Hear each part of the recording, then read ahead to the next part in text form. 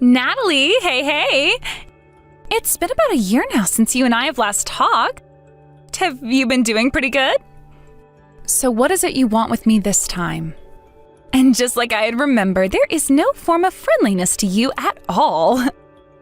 Your cute little sister is finally getting back in touch with you, and you're going to treat me with that cold attitude?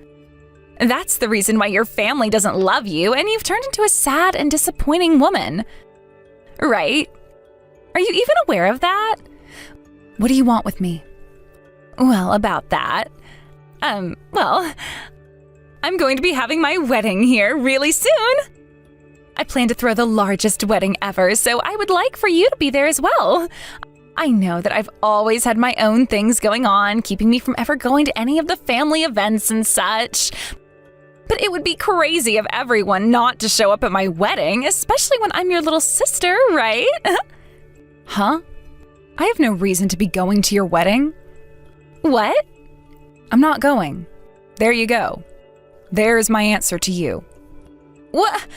Wait just a second. What the heck, Natalie? You can't seriously be that crazy, right? I've always been the cute and nice one in the house. How could you ever say something like that to me? And do you have any idea who I've always been to you, Kay? Someone who didn't get the same treatments and privileges as you. Oh, stop talking about all of that stuff. The reason you were never treated the same as me is because you've always been such a slouch. Mom and Dad feel the same way as I do about you. Huh? There were times you would take my lunches and dinners away from me.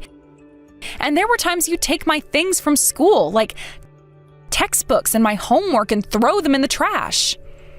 And at certain times, you'd even take things as far as ripping up my clothes and burning all my underwear. All of that led to me becoming a slouch, a Grinch, even when I was around all of you. And that was all because you have such an ugly personality. You really have the worst personality imaginable. And listen, the only way you are ever going to get any sort of treatment from anyone is by fixing that rotten attitude you always have. That's the only thing you can do because there's nothing else about you that's attractive. I mean, take your face, for example.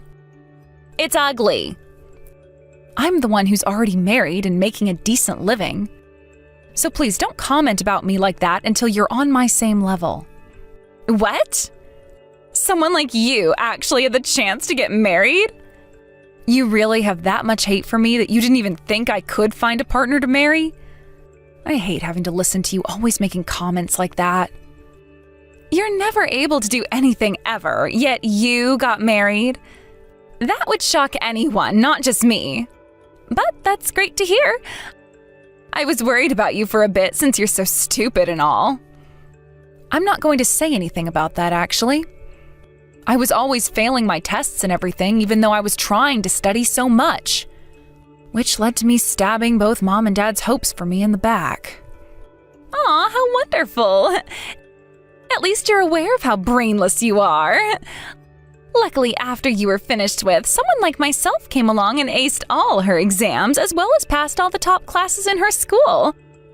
No wonder Mom and Dad love me so much more than you. Anyway, since you have yourself a husband, I want for the both of you to come out to my wedding.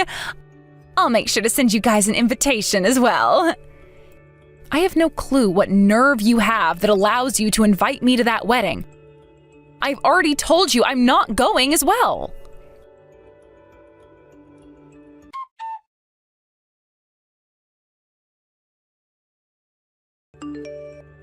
You are a liar, Natalie. Why have you not come out to see me in my wedding? Because of you, there was an open seat left in my family's section, and you've gone and embarrassed me in front of everyone there. You're an ass, a total jerk. You've gone and completely ruined what was supposed to be my perfect day. Give me my day back. Look, Kay, I already told you before that I would not be coming. Twice, actually. You told me you were coming, and that's why I sent you the invitation. It's not like you even have another little sister whose wedding you can go see, so now you're just being an idiot by skipping out on mine like that. I don't think of you as my older sister anymore now and will be cutting ties to you. Well, that's because I've never had a little sister. What? Because I've never thought of you as one to me. I was planning on cutting ties to you long ago, but forgot to block your phone number.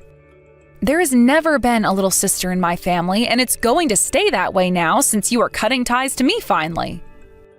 What the hell? You're a bitch. How dare you say things like that about me?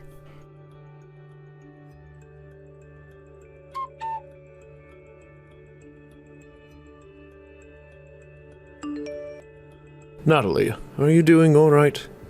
You looked really upset just a second ago. Then you just left the house to go outside. I'm sorry, Martin. I'm just a little pissed off at the moment. Something annoying came up again, and so I wanted to take a moment to cool my head outside in the yard. Actually, I'm going to head to the convenience store down the street for a bit. Anything you want from there? I can grab you a drink or a snack if you're a little hungry. I guess you can grab me an ice cream or something cold. But anyway, what got you all upset like that? I've never seen you have a face as red as that before. Actually...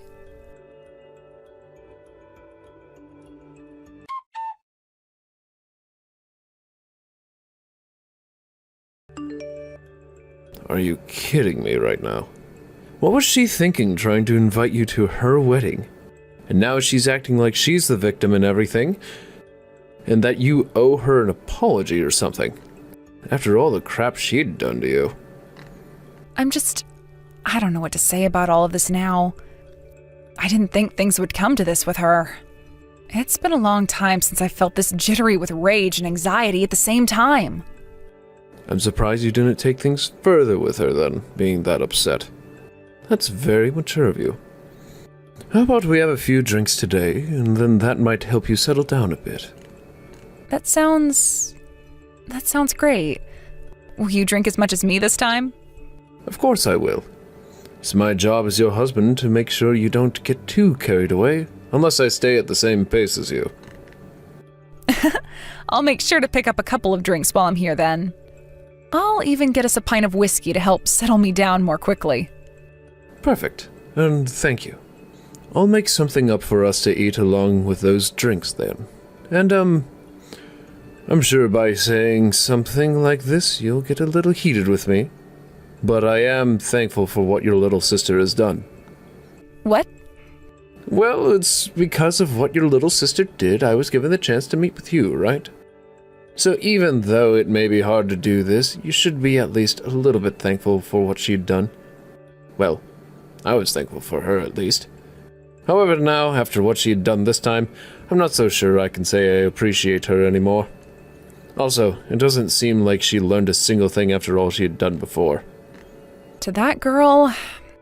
No, to that whole family. They know nothing about learning their lessons or anything, so don't even try to hope for anything from them.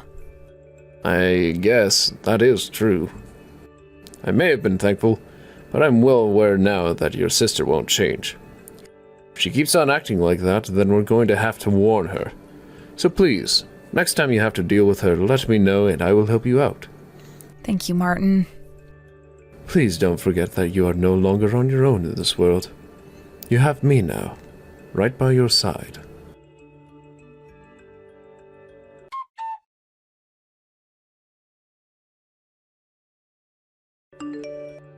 It's all because of you that there were empty seats next to Mom and Dad, and you embarrassed me. You really are the worst. Even my husband says you're the worst. He never knew that you had such a self-centered attitude about everything. He also said your character is the worst and that you are ugly. There is nothing about you that's worthwhile to anyone here. But I'm not the devil. So I'll give you a chance to receive my forgiveness by giving me $1,000 right now and nothing less. Huh? What makes you think that I'd have to pay you anything like that? I don't have that kind of money in my bank account, and no, I don't mean that I'm poor. I just mean I don't have any money that can be handed over to a brainless woman like you. I made sure to ask you for only $1,000, and yet you can't pay me that? You can say you're not poor all you want, but I know deep down you really are without any money. Look, Kay. And what about your husband then? I'm sure since he chose to get married to a useless woman who is both ugly on the inside and outside, he has to be just as brain dead as you.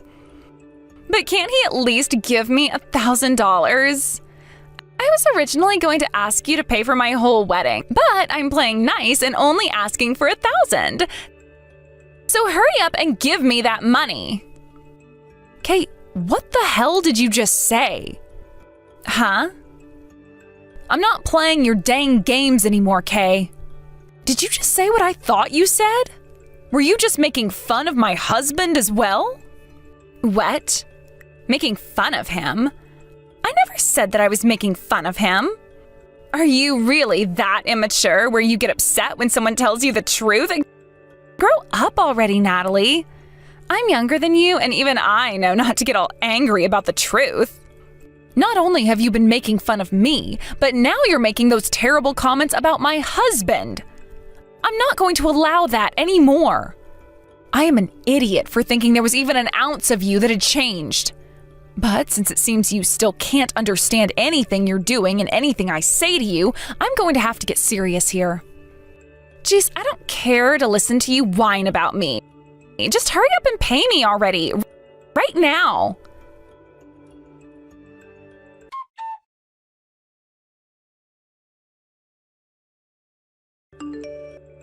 What the hell, Kate? What do you think you're doing? What? What do I think I'm doing about what? While I was out of the house, you were calling the house phone over and over again. And when my husband finally picked up, you started to pressure him for money? What the hell have you said to my husband? Leave him out of all this. I had to do all of that because you weren't sending me any money. That's what you get for bullying me now.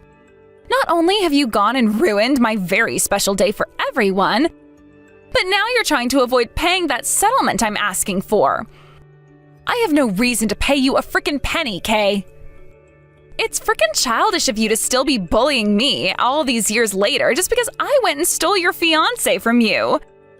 Natalie, you're my older sister, right? You must be pretty messed up in the head if you're not able to laugh off all the funny things your little sister does. Huh? Who the hell would invite the very same person whose fiancé you stole to your wedding with that man? I would. Because I wanted you there to celebrate me as my older sister. Also, I only said things that were true about your husband when I was on the phone with him today. You're the one with an ugly character. And even though you shouldn't even be able to get married, you found yourself a partner and yet still hid things from him about me. You've committed a scam by marrying him without telling him the truth. You're a criminal now. I feel so bad for your husband now that he had to hear the truth from me. I'm sure he's just as much of an idiot as you are, but to be lied to like that and led into a scam marriage, I feel bad for him. Kay, you cut all of that out right now. And you're the one calling me childish after my fiancé was taken by you? I'm sure you have no idea how that must have felt for me back when you did that. All the pain and misery I had to live through. Why are you getting all angry again? Because you keep on pissing me the hell off. I have been so upset with you these past few years now that I don't ever think there will be a time where I'm not hating your existence. I was going out with your husband all throughout college, and we even had planned to get married. You were even invited to our wedding, Kay. But you were able to do what you wanted when you wanted with the help of those two ignorant parents.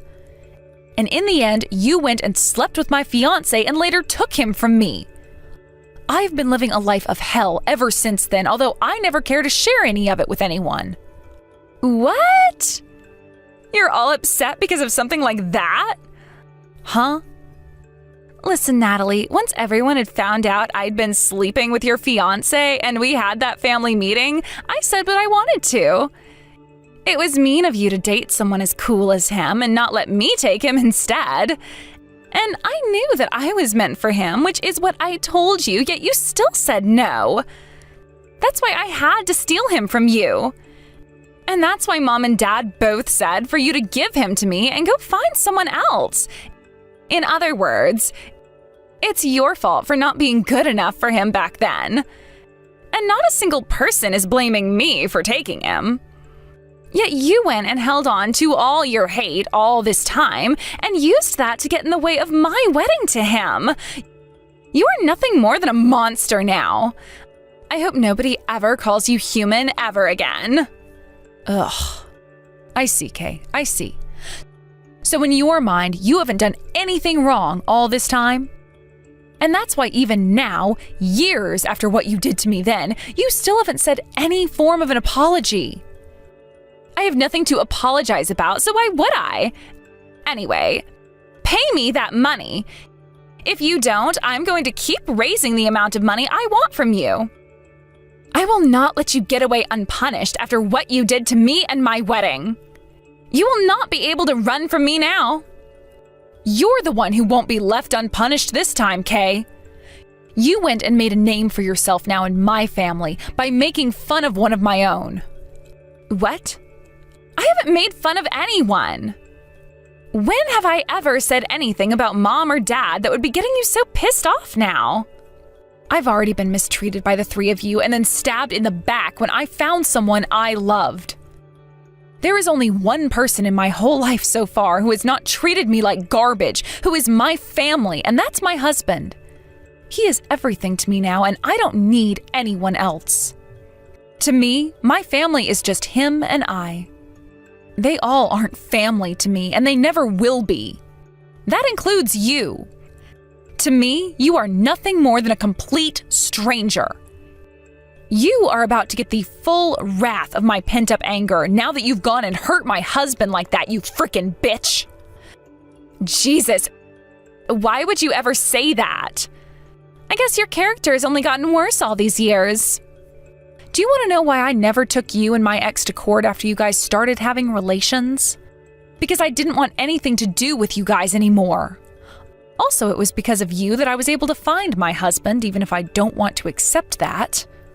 So I thought to myself that as long as I was far away from you and had a life that I could enjoy, I would never have to go back and punish you for what you did to me. But now I can see that there's no point in holding back anymore. Screw being mature about things now. All I want to do is send you and that bastard husband of yours to hell. How dare you talk to me like that when I'm your younger sister? I'm the one who's actually living a decent life and not one filled with things like stupidity and ugliness. You're just jealous of me because you never had a way of giving a wedding, and that's what's led you here. You really think that a CEO and his wife wouldn't be able to hold a wedding after getting married? What? You were able to get my new phone number and everything from the family, but you never asked about where I'm currently living, huh? Right now, my husband and I live in a penthouse. It has windows wrapping around 3/4 of the penthouse, and we can see everything from the city center to the ocean from here. And the biggest seller for this place is the view of the sunset in the evening. That's the kind of life we're getting to live right now, so I wouldn't call us poor or stupid by any means. Huh? Are you completely out of your mind now? You can't be that delusional already, can you? I'll send you some pictures from inside here right now as proof, so please take a close look at all of them.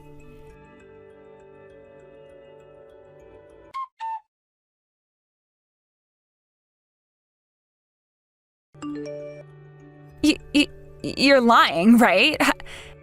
How can someone like you be able to live in a place like that? Had you never gone and stolen my fiancé from me back then, I would have never had a chance at this kind of lifestyle. I am thankful for that one and only thing, Kay. So thank you. I've been able to find the man of my dreams who I love more than anything else in this world, and have been given a life where I am very well off. Honestly, this is the happiest I've ever been. Your husband, who you just got married to, unfortunately doesn't make the kind of money my husband does. And so you'll never have a shot at a life like mine. What the hell? You are the lowlife. You shouldn't be able to or allowed to have a better life than mine.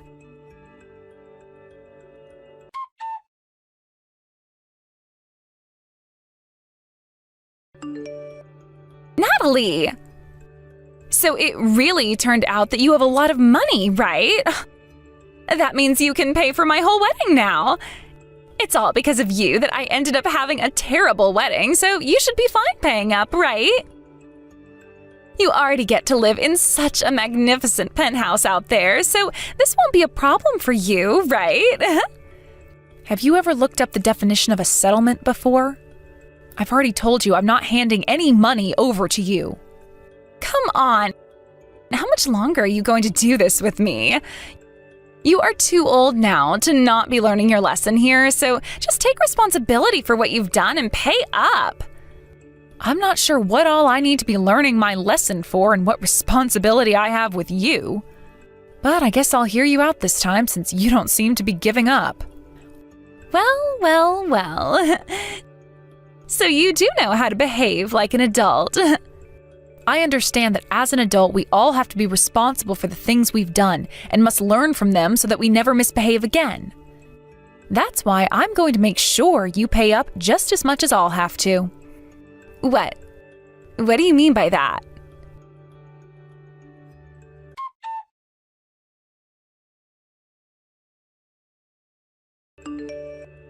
Hey, wait a minute, Natalie. What have you done? I just got an envelope in the mail that says I'm being asked to pay a settlement, and it's been sent to me from a legal firm. You happened to be the smart one between the both of us, so you shouldn't need me to explain anything to you as long as you read everything on those documents. That's not what I'm talking about. Why now of all times are you choosing to get this money from me? It doesn't matter what time I chose to ask for a settlement from you. And like I was saying before, I originally wasn't even going to. But then you came back and asked me to come to your wedding, and then got upset with me for not showing up, of course. That all triggered my anger for you again, and so I decided I had no other choice but to do this since you had still not learned a thing. Did you really think you could make it through your whole life without having to take responsibility for having a secret relationship with my fiancé and then stealing him? Are you that much of a dunce? Huh?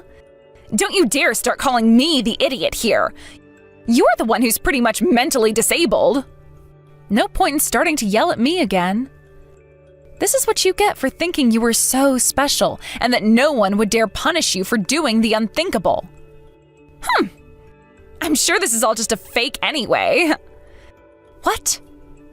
There's no way someone could actually ask for this kind of money in a settlement, right? This is all a fake, and you're just trying to scam me. Too bad I'm smarter than that. If I were on the same level as you, sure, I would have probably fallen for this, but I'm not. So I'm not being fooled. Is that right?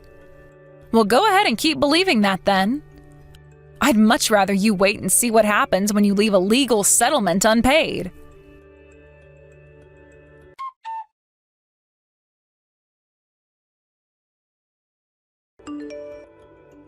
Natalie! Why did you send all these papers to my office now as well? And why to my husband's place of work as well? Because of that, some of my coworkers and my boss have found out. It didn't look as though you were going to pay me after I had my lawyer send the papers to your house. So I asked my lawyer to start sending them to your work, as well as to your husband's work. Because of you, my husband is being transferred out of the head office, though. And as for myself, everyone is laughing at me now about how I had to steal my own sister's fiancé in order to get married. And others are talking trash about me in their cubicles. This is the worst outcome. You are practically harassing me now. And all of these things have been done to me before, by you. What? But you weren't as secretive about all of it, were you?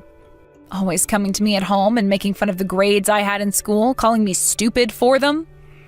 And other times telling me you guys didn't need a brainless freak around and hitting me upside the head for it.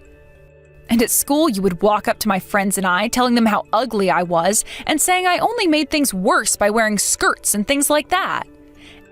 Every time you would do any of those things to me, you would laugh about it with the loudest laugh possible while pointing your finger. Then, when things started to get boring for you, you took things to the next level and would ruin my clothes that I had for school. And even take my stationery things and flush them down the school toilets. And that was... That was all because of you being such a stupid loser. I may not have done as well on things like tests and exams, but when it came to my actual GPA, I was better than you. Sorry that I ended up having something called test anxiety, which led to me failing things like my SAT, but I was still able to get into a good college after. It happened to be the same exact college that your husband went to. So if you're going to call me stupid because of it, then he must be just as stupid. All you really had was a decent history in high school, yet you seem to think that's all that mattered. I can't believe someone who graduated from that medical school is being forced to transfer out of his office now. No way. What are we supposed to do here? I won't be able to pay you that settlement I've been asked for, and my salary is going to go down now after what my boss found out, so I won't even be able to live the life I've had. Why, Natalie? Why are you being such a bitch to your little sister? Hey, would you stop acting like such a victim all the time? And like I said before, I cut ties to you long ago, but just kept forgetting to block your number. What? I've never thought of you as my little sister for as long as I can remember. Maybe you shouldn't have been acting so ignorant by thinking I'd still want to be your sister after what you did. I thought that since you and I hadn't talked in years, you would have understood that I don't want you in my life anymore. I even told Mom and Dad that I don't want anything to do with you guys anymore. What? So you're really cutting ties to everyone? Why? Why? Because I can't stand to think about you guys being a part of my life anymore, and I'm at my limits with everyone. I told them both I won't be going to their funerals and that I don't want anything from them after they die. Although everything was probably going to you anyway. Neither Mom nor Dad have ever thought of me as their daughter, so what's the difference between what I'm doing now and what was going on before? This is why I had said my family is only my husband and that I don't have any little sister. You already showed me that you didn't want to be my little sister anymore when you stole my fiancé from me. But after what you tried this time, I'm going to make you and that cheating bastard pay, literally and metaphorically. No way this is happening. I don't want to fall even lower than my mentally challenged sister. I am not going to pay you anything.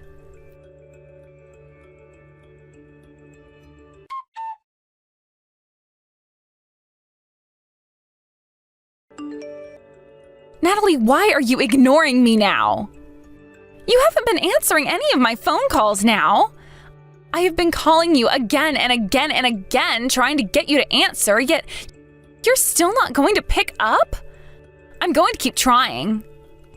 Please excuse me. This is Natalie's husband.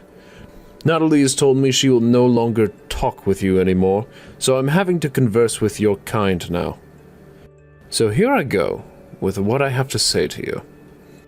You have been very rude thus far with all the phone calls you've made. Oh, you're her husband. And get my sister to listen to me already. Right now, she's trying to get me to pay her money for no good reason at all. You, though, you're just as stupid and useless as she is, aren't you? Since you were willing to marry that ugly heap of garbage. But I know you're making far more money than her right now, right? Well, right now, your wife is becoming far too greedy, all because you probably won't let her use any of your money, and now she's targeting me.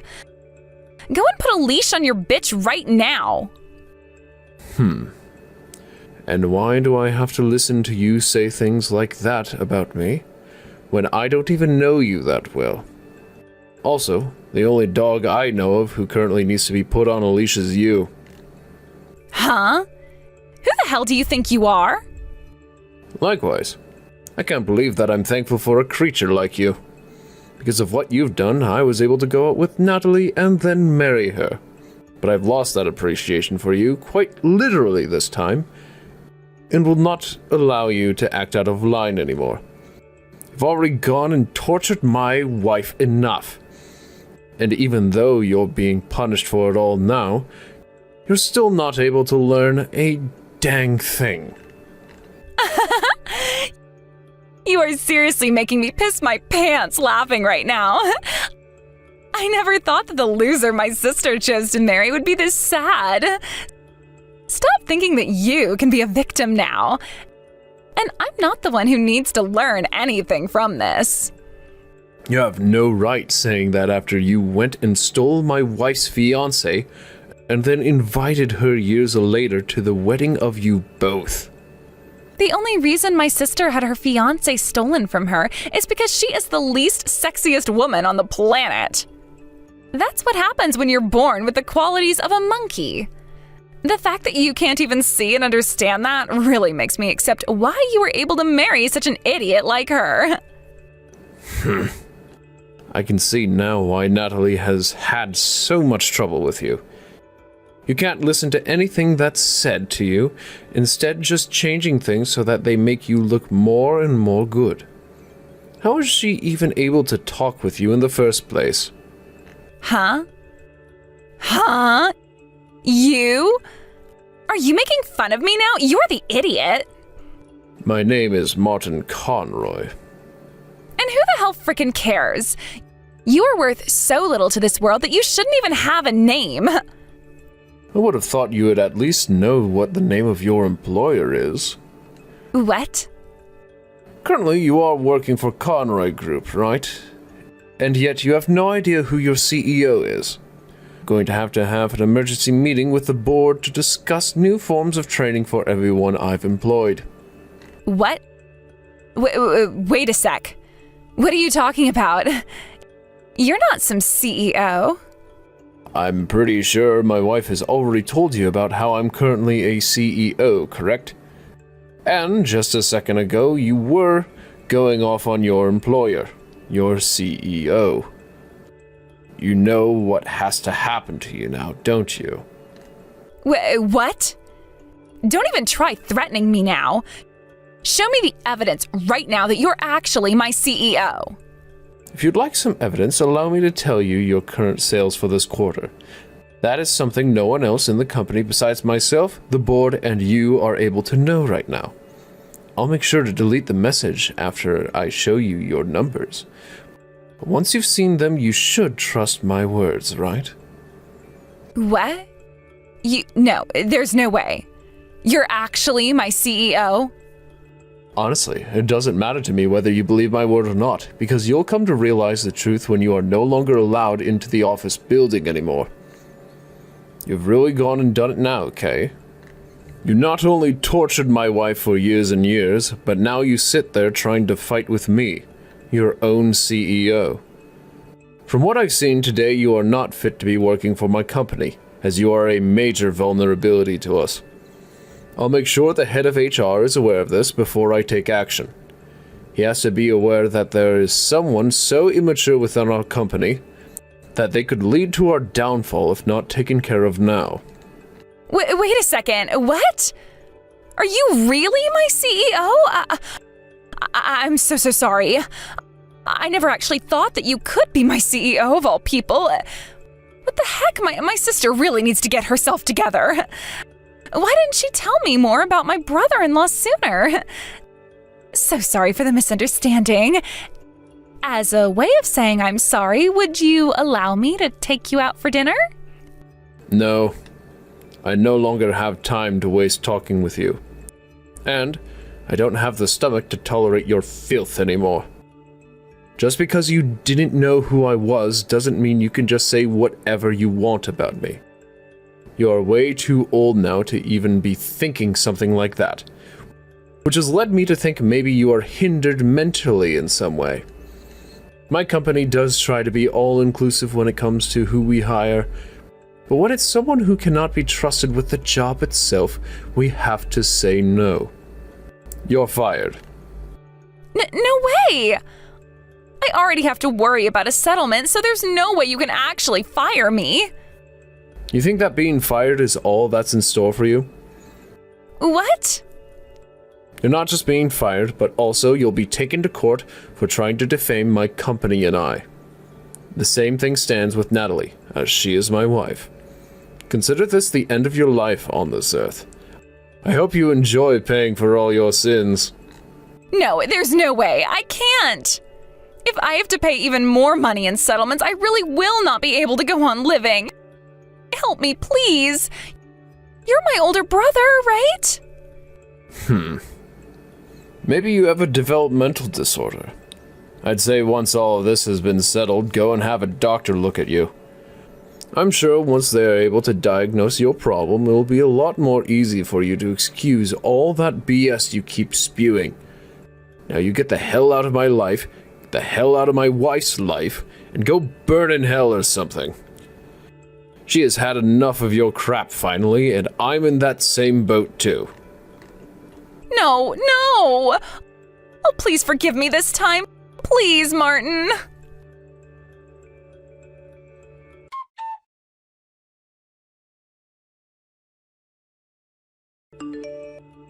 Listen to this, Martin.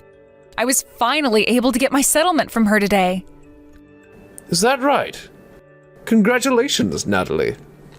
I'm sure glad all of that is pretty much over with now, but man, was this a long battle for me. And I'm really sorry that you ended up having to get involved in everything. This was something I should have dealt with alone. You never got me involved in anything, since it was both of our problem to begin with. So I took responsibility for part of it, and made sure that monster paid for the things she did to you. Also, Natalie, I understand never wanting to get other people involved in your matters, especially when you love them. But I am your husband, which means you need to come to me with all your problems, and ask me for help if you need it. That's what I want from you, and that's what I expect. I guess you're right. All right, thank you, Martin. You are welcome. Now, since all of this has happened now, we don't really have to worry about your family anymore. So what do you say we finally have that wedding? What? Ever since you left them all, we haven't done anything at all outside of our secret life together.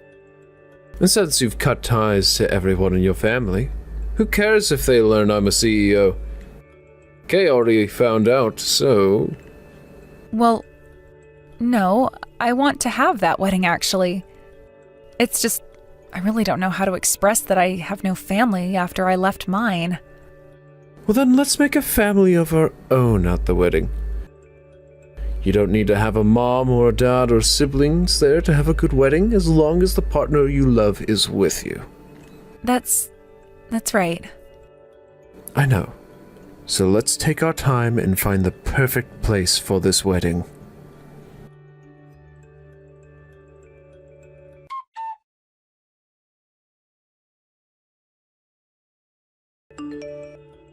After everyone around Kay and her husband started to find out that they got married the way they did, after cheating on me and then leaving me behind, they made a break for it to try and get away.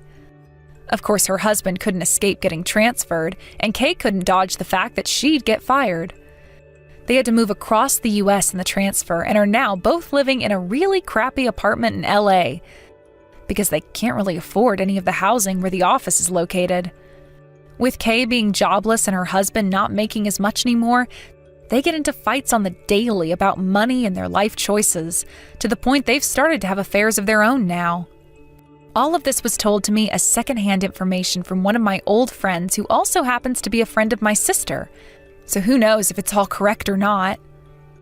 But the last thing I was told about their lives over in LA is that they both found out one another had started to cheat, but couldn't get a divorce because without each other, they could not support themselves. Kay needed her husband's money in order to be fed, and her husband needed her in order to have someone home cooking. And they both knew they couldn't rely on their secret partners after a divorce because they were also married, so the choice was made to continue having the affairs and just living with it. But that would all change when one day Kay found out she was pregnant and ended up in the hospital due to her husband trying to kill her. She was in the ICU the last time she was able to text her friend anything, and her friend is not too sure what happened to her after that because she's been quiet ever since. As for myself and Martin, we went and finally gave our wedding to all our closest friends and my husband's family, and from there went and started trying for a baby. It had taken us a few months of trying, and while we were at it, I chose to leave my job in order to focus solely on being home and relaxing after the mess I had been through. And what do you know? It really did help to completely remove most of that stress from my life. As only a few weeks after leaving, I was tested positive. At this point in time, I'm on my 3rd month of being pregnant, but I do have my worries now about becoming a mother. I don't want to end up becoming the same woman my mom was to me, but I'm not sure how to avoid all of that. And there are also the worries about what could happen if I have more kids and they'll treat one another like Kay treated me. But I know deep down that as long as I have my husband with me, myself and the kids we may have will be in good hands. That's what I believe, and so far Martin has given me every reason to believe so.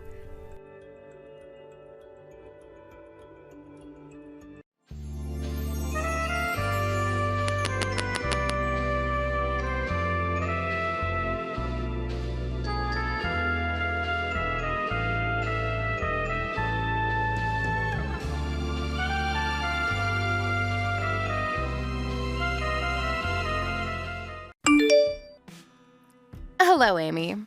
Can you tell me if my things have arrived at yours yet? I was told by the moving service that they had finished delivering. Yeah, we had loads of boxes delivered yesterday evening.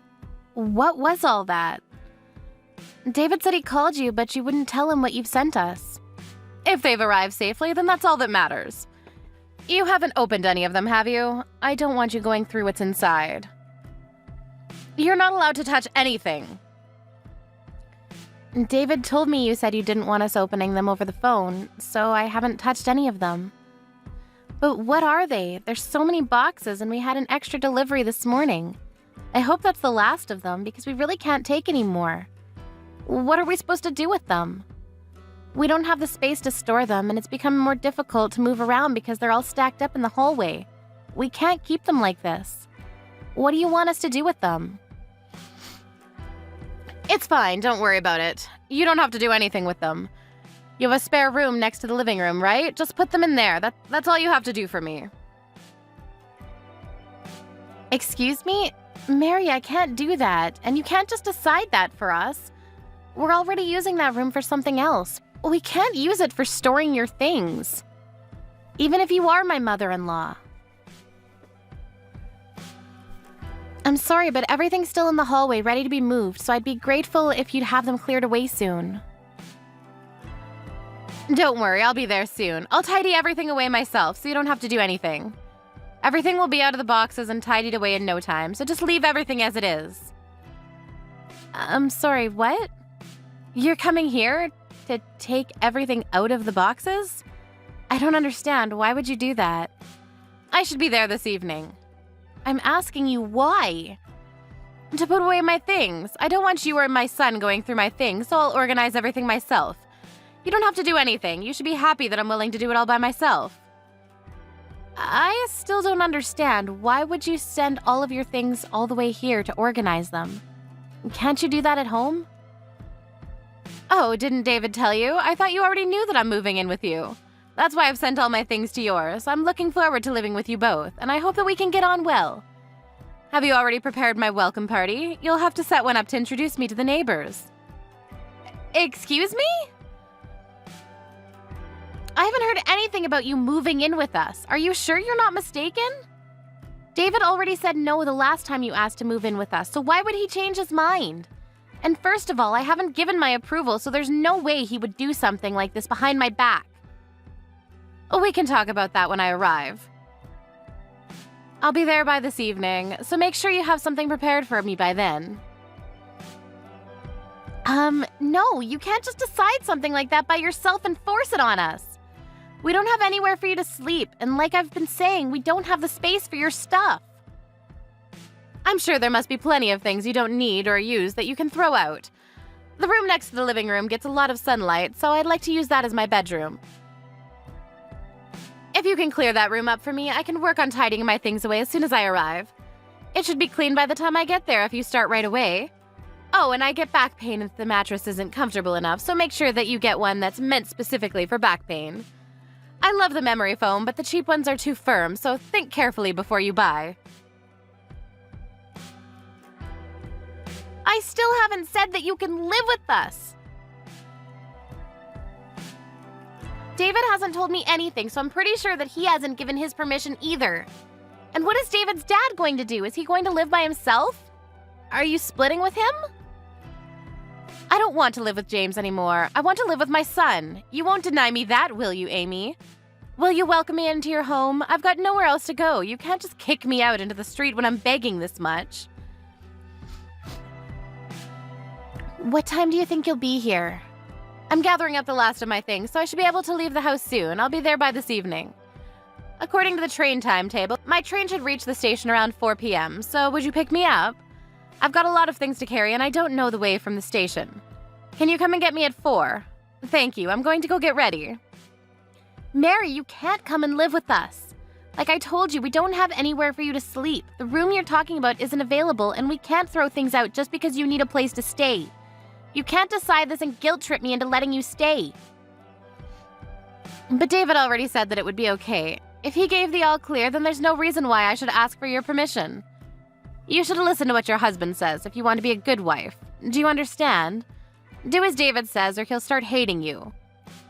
David told me that he never said it was okay. He says that he already told you couldn't move in with us. If you're going to insist, then I'll check with him again. But even if he does say it's okay, please know that I'm not okay with it. This is my house as well as his, and I won't agree to living with you. Why not? Why does it matter so much whether one person is living in your house or not? I won't take up that much space, and it's not like you have children to raise. What on earth could be the problem? Can't you pity your own mother-in-law and be generous enough to take care of her in her old age? It's not like it'll cost you that much money. You should be happy to live with me. I'm your husband's mother. So you want us to pay for everything while you stay with us as well? That makes it even more difficult for me to let you stay here. We don't have an infinite supply of money or space. Please don't be unreasonable. You're the one that's being unreasonable. You married my son. You should be the one taking care of me anyways. It's your job to take care of me. I just called David and he tells me that he never gave you permission to stay with us. He says that he made it clear that you can't move in with us. Who should I believe? My own husband or someone who's lying for her own convenience? Oh, really? I don't remember that. I heard him say that it was okay. That's not an excuse for you to try to force your way into our home. You don't have to phrase it like that. I'm much older than you, so please don't talk down to me. I'm not making excuses. I've no idea what David would want to marry a woman like you. He's so honest and gentle, but you're so rude. What could he have seen in you? It's a mystery to me. David said that he hasn't given his permission, so please stop. You can't live with us, Mary. We'll send your things back as soon as we can. It'll be a problem for me if you do that. I'm leaving this house and I'm not coming back. I don't want to live here with this man anymore. You're free to leave James if that's what you want, but you can't come here. You can't stay here and you'll have to find somewhere else. Mary? Mary? Please don't ignore my messages. Amy? Hello? Call not answered. Call not answered. Amy, where are you going? I've been waiting for 15 minutes. I told you I would arrive at 4 p.m., so why aren't you here to pick me up? What are you doing? Answer my calls. I've got too many things to carry. I can't leave the station. Would you hurry up and collect me? Mary, I told you that you can't come live here, but you were the one that ignored my messages. Call not answered. What are you talking about? I thought the conversation was over. We were supposed to meet anyway. And I thought we could talk about it then, if you really wanted to discuss it more. But you never came to pick me up. Will you hurry up? I'm not coming to collect you. Say whatever you like, but you'll have to collect me because I can't go to your house by myself. I have too much luggage. I can't get on the bus either because I don't know the way. You really haven't been listening to anything I've said, have you? I've already been waiting out here half an hour, and it's starting to get embarrassing. You're the one that's not listening to me properly. I can't collect you because we're at your house. We've already asked James about what happened. What are you talking about? We heard that you stole from his savings and spent his money without his permission, and that he got angry and asked for a divorce when he realized what you had done. I don't remember that happening. Are you sure that's what happened? My memory's been very hazy recently, so you can't blame me for something I don't remember. Apparently you wouldn't leave when he asked you to, so he suggested that your eldest son and his family come live with him. Didn't he? And that means that you have no choice but to leave, doesn't it? Because you were always horrible to your eldest son's wife. She even got depressed because of the way you treated her, and your own son doesn't want you to come near her. So you've never been invited to visit them. I heard that you've never been to see their children, your own grandchildren, because they don't want you harming their mental health either. That's not true. She's just too weak mentally. James is being ridiculous too. How can he choose his daughter-in-law over his own wife? He told me to leave because I stress her out. But why should I leave? I was here first. She's only here because she's married to our son. I think he's being fair. What did you say? James asked you for a divorce and asked you to leave because you spent his savings, but you wouldn't leave. I think it's only normal that he would prioritize the feelings of his daughter-in-law over you. If anything, you're lucky he hasn't been more harsh on you. You're lucky he hasn't forced you out and made you homeless. He could have done that whenever he wanted. But he knew that you had nowhere to go, so he's given you time to find a new place. You should be more thankful to him. Who do you think you are? I'm not going to let you talk to me like that. You have no right to lecture me. Anyway, every single box has been returned to your house. What? Why would you do that? James said he didn't want your stuff taking up space in the hallway while you searched for a new place, so all of the boxes have been stacked up inside the storage shed in the garden. By David. David did that, but I thought he was at work. He was, but when we decided that the best course of action was to send everything back, he left work early for me, because I can't carry heavy loads. I'm pregnant. What? Why didn't you tell me that? I can't believe it! You're pregnant? That's even more reason for me to come live with you and David. I don't see why that's another reason. You'll need help around the house when the baby comes. You'll be much more at ease if I'm around. You can go straight back to work and leave the baby with me. We're fine. When we're closer to the due date, my mom will be coming to stay with us for a while. She raised 4 children, so she'll be a great help. And I respect her as a mother. And I've already raised 2 fine boys. I raised the man you're married to, so that says something. You'll need someone like me around. I heard from David's dad that you haven't been helping with any of the housework these past few years. And you spend most of your time fawning over a young actor that you recently became a fan of. I don't think I can trust someone who's spent her spouse's savings on buying fan merchandise and doesn't even feel guilty about it. I don't trust you enough to leave you alone in my home with my child. Why do you know about that? I haven't told David any of that. I heard from James when I asked him how things were going. And when David was moving the boxes, he had to open the heavier ones to lighten the load. We saw that it was filled with magazines, CDs, and DVDs. You must have spent a lot of James's money considering the amount of boxes that were filled to the brim. You opened them? I specifically told you not to touch my things. If you've broken anything, I'll have you reimbursing me. I can't believe you would touch my things without my permission. Just how insensitive are you?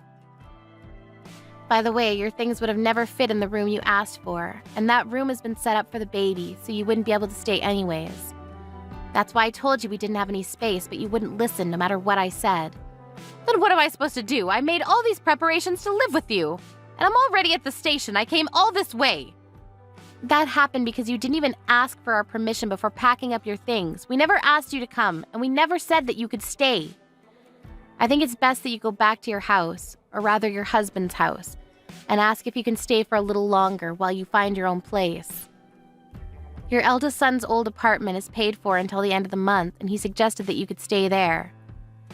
Might be a better idea for you to talk to them about that when you get back. Well, you'll have to apologize to his wife first. What about David? What did he say? Isn't he on my side? He'll let me stay with you two if you ask him. He's saying that he doesn't want to have anything to do with you. You've already caused him a lot of trouble in the past, and it seems that this was the last straw. We've finally finished moving your boxes, so we'll be going home now, but I suggest you go back to your house while you still can, since there aren't a lot of trains running this evening. You'll end up having to sleep at the station if you don't hurry up and make up your mind. Even if you get back, I think the first step you'll have to take is to apologize to your eldest son and his wife so that they can feel comfortable with you letting you in. Considering all the pain and trouble you've caused, it looks like the real baggage is yourself.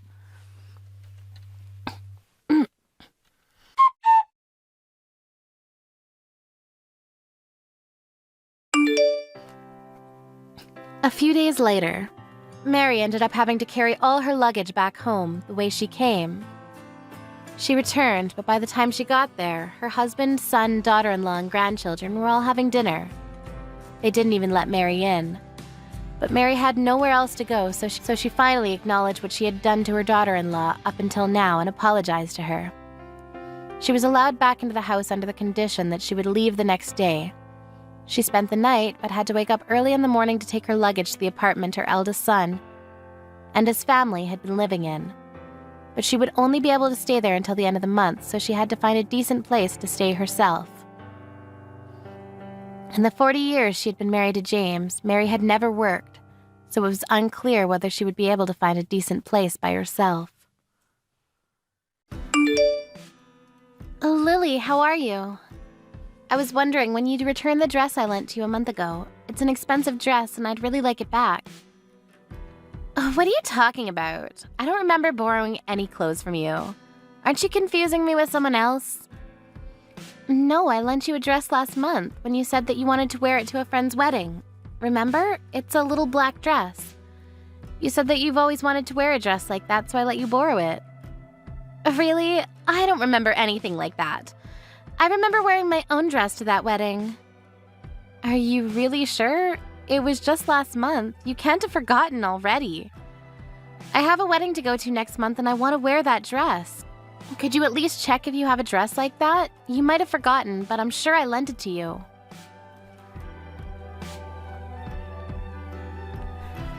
I don't even remember borrowing anything from you, and I don't know what it looks like. How am I supposed to look for it? Can't you believe me when I say I haven't borrowed it? I told you it's a little black dress. You said you wanted to wear it because you didn't have any black dresses. You should find it in no time. Did you lose it? If you did, you should just be honest. More importantly, who's getting married? Are you really going to a wedding? Why would I lie about that? It's one of my friends from college. She's getting married. Seriously? People your age still getting married? No way. That's hilarious. What's that supposed to mean? Is there an upper age limit to getting married? There's no limit, but I mean, don't you think it's kind of embarrassing? You're too old to get married. Don't you have any shame? If it was me, I wouldn't have a ceremony and get it over and done with quietly. I never imagined someone over 30 would want to have a ceremony and show off how old they were when they got married. I don't think it's embarrassing at all. 33 isn't that old to get married nowadays. If anything, I think it's become the norm for people to settle down and have kids later on. And why should someone put off having a ceremony? Because they're too old. A lot of people want to share their happiness with their friends and family. Really? I think 25 or 27 is a better age to have a wedding. Getting married and having kids should be done before you turn 30. Otherwise, it's just cringy. 33 just screams that you were late to the party. It lets everyone know that you couldn't find anyone to marry you until you got old. I disagree. Besides, your brother and I had our wedding ceremony last year, and I don't think there was any problem. Everyone was really happy for us. Well, Ken has the same DNA as me and looks young, so he looked good in his suit. But you were a sorry sight, Mona. I never thought someone could look so ugly in a wedding dress. I think everybody had a hard time telling you looked beautiful because it really wasn't true. Everyone was gossiping about how old you looked. How rude can you get? Can't you think before you speak? Why would you ruin my memories of my happiest day of my life like that? Oh, I'm so sorry. I can't help but say what I think. But I think it's better that you know the truth. You shouldn't run away from reality, you know. You are what you are. You're old. Everyone tells me that honesty is my best quality, so you should think so too. Honesty and rudeness are two completely different things. There are some things that you should keep to yourself, even if you think it's the truth, for the other people's sake. Really? What a pain in the ass. Old people are so noisy about the tiniest things. Just get over it. Old people? Are you talking about me? Yeah, who else? You're the only one that's annoying me right now, and you're much older than I am. Face it, you're old.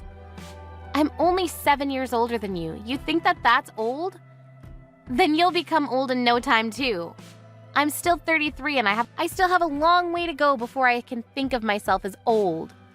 You mean you're already 33? That makes you an old woman. I'm surprised you're not embarrassed by how old you are. You should be more aware of your age.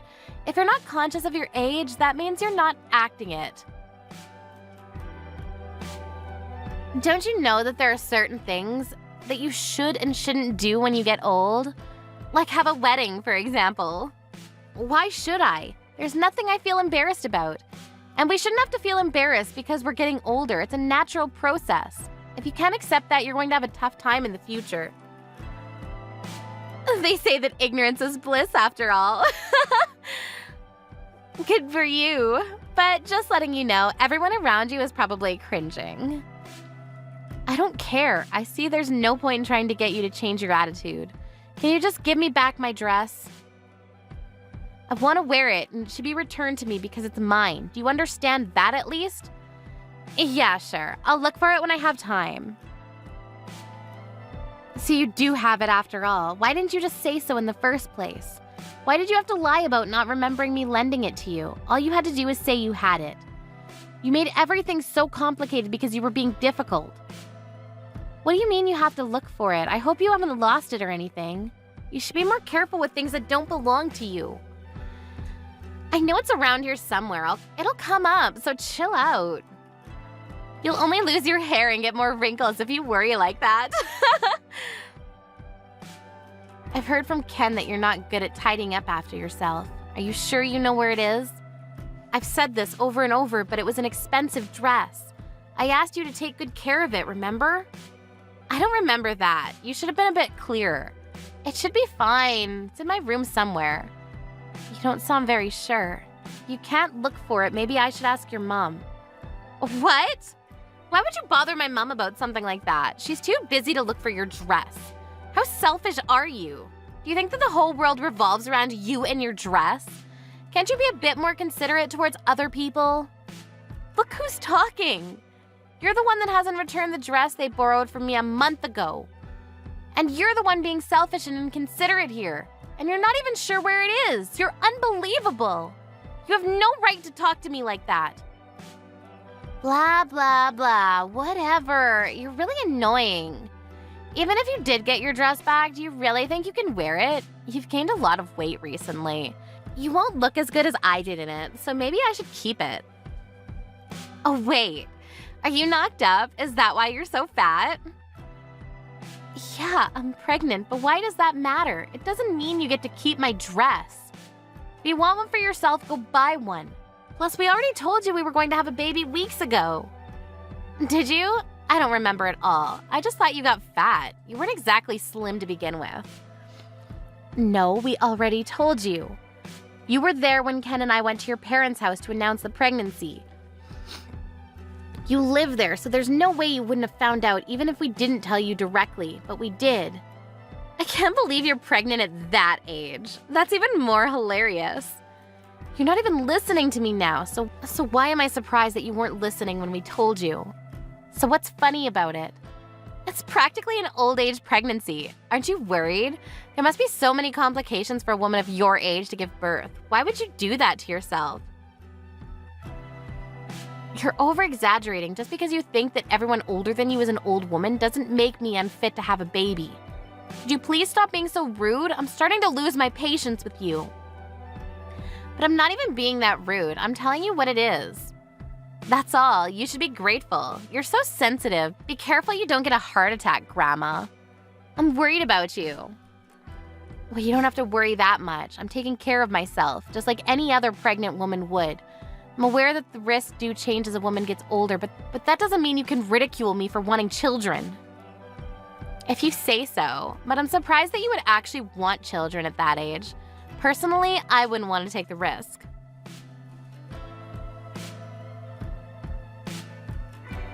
Is that so? Well, to each their own. Everyone has a different idea of how and when they want children, and whether women have children or not is completely up to the individual. I won't lecture you about how you should start to settle down and have kids yourself, but I just want you to know that I'm currently pregnant.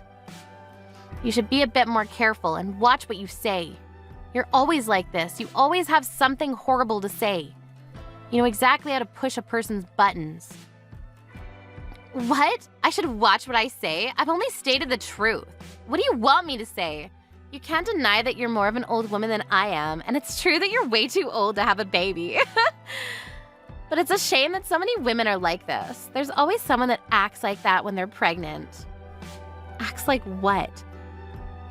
You were going on about how you're pregnant and acting like you're better than me because of it. Women like you like to lord it over other women that they're going to have a baby. What? I don't think that at all. I didn't say anything like that. But you do, and you do. You said, I want you to know that I'm pregnant, and told me that I should watch what I say, remember? You think you can tell me what to do? I don't know who you think you are, but you're not my boss, and you can't talk to me like that.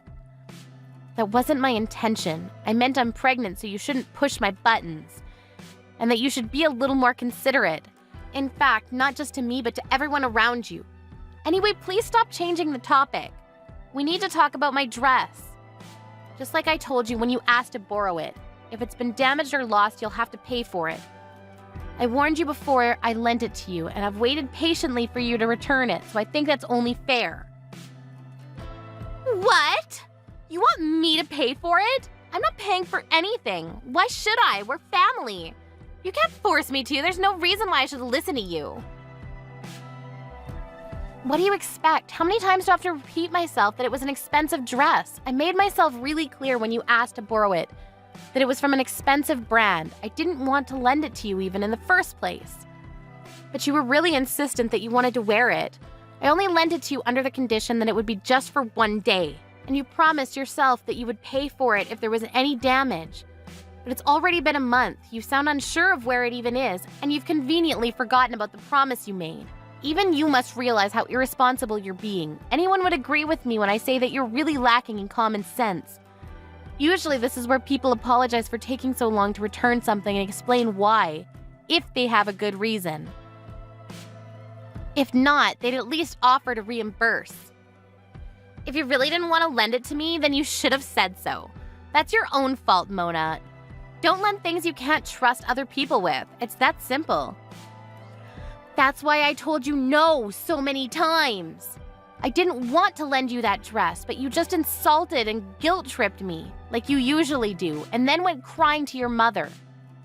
In the end, I had to lend it to you because your mother told me to. You coerced me. I knew that you wouldn't be able to say no to my mom. I guess that when it comes to my mom, you can't act like you're better than her because you're scared she might make Ken break up with you. Do you really think that's the reason why I couldn't say no to her? Because that's ridiculous. She wants us to get along, so I agreed to let you borrow that dress in the hope that we could. Clearly, I was wrong. And we were talking about your attitude, not about my relationship with your mother. Please stop changing the topic. This is why old women are so annoying. That's enough. Stop being so childish. I'm surprised my brother even agreed to marry someone like you. I thought you looked old when he introduced you to us, but now I know you really are an annoying old woman. Why on earth did he choose you? You say that I'm an old woman, but I'm only 1 year older than Ken. Does that make him an old man? And how about you? You seem pretty preoccupied with people's age and what they do. But you should keep in mind that you're not that young yourself. What are you talking about? You're old, but I'm still young. But you're already 26, aren't you? You'll be turning 30 in no time. At least I'm still in my 20s. Turning 30 won't change how young I am. That's what I thought too, but according to you, everyone around is secretly laughing and gossiping about our age. So maybe you ought to take care as well. Yeah, well, unlike you, I'm not an old woman, and it'll be a long time before I look like one, so you don't have to worry about me. I'm as young as ever. Oh, really? But you don't want to have an old age pregnancy, so I guess that means that you'll have to get started soon or it'll be too late for you. You don't want to end up like me having kids at 33, do you? Then I wonder what the best age is. You were saying that the best age to get married is between 25 and 27, so I guess you'd want to have children soon after. Yeah, that's right. So what about it? If that's the plan, then you better hurry up and find a guy to marry. If you say that women should be married by the time they're 27, then you're running out of time. What? I don't need you telling me that. I can find a guy to marry me whenever I want. I don't even have to look. There are plenty of guys that want to marry a girl like me. Are you sure? I don't remember you having any boyfriends in all the time I've been with your brother. I haven't had any boyfriends, but there are a lot of guys who are interested. And I get asked out all the time. Whenever I'm out with friends, the guys are all over me. You'd never understand that, would you? Since nobody is interested in dating an old woman. Then why don't you go out with them? Don't you want to get married soon? Because I have standards. I have high expectations from a guy who wants to date me.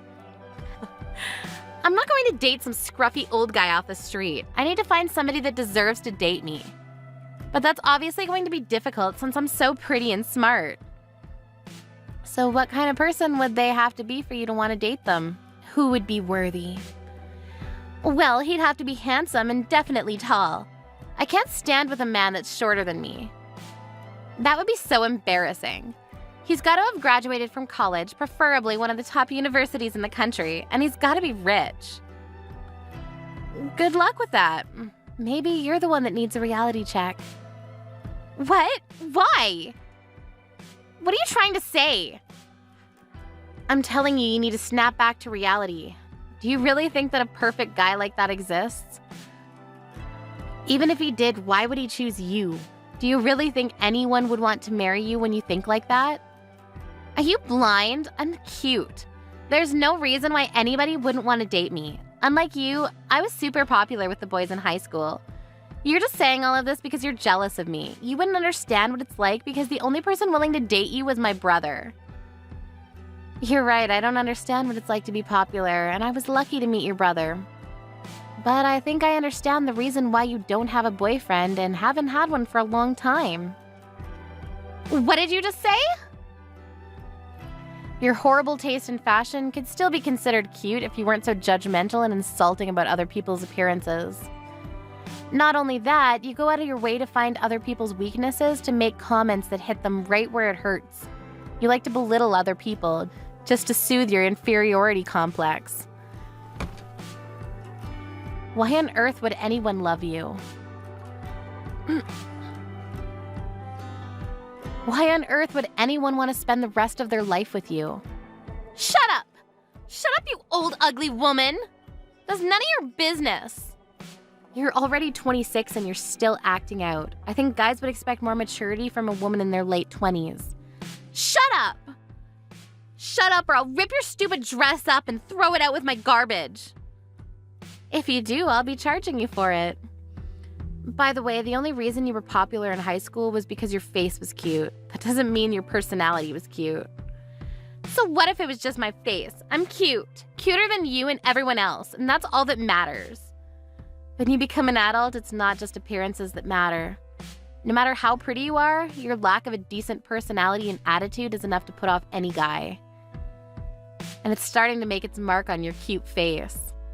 What? What is? Your bad personality is starting to show on your face. Even your brother mentioned to me that you look older than I do. Before making horrible comments about how other people look, perhaps you should look at yourself in the mirror properly.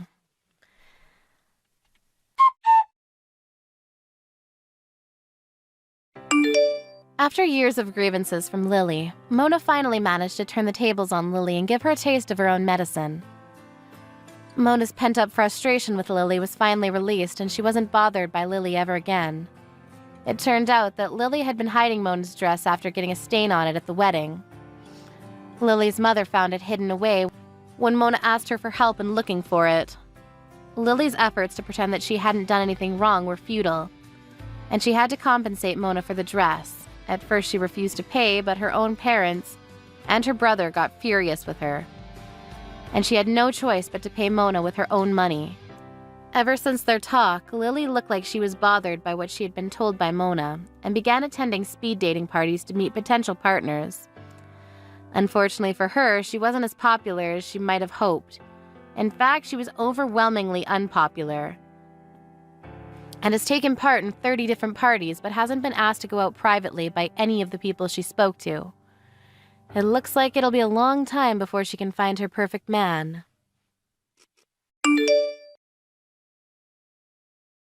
Leah, hurry up and respond to my messages. You had your hospital appointment today, right? I thought I told you to tell me what the doctor said. Hi, Hannah. I'm sorry, I was having lunch.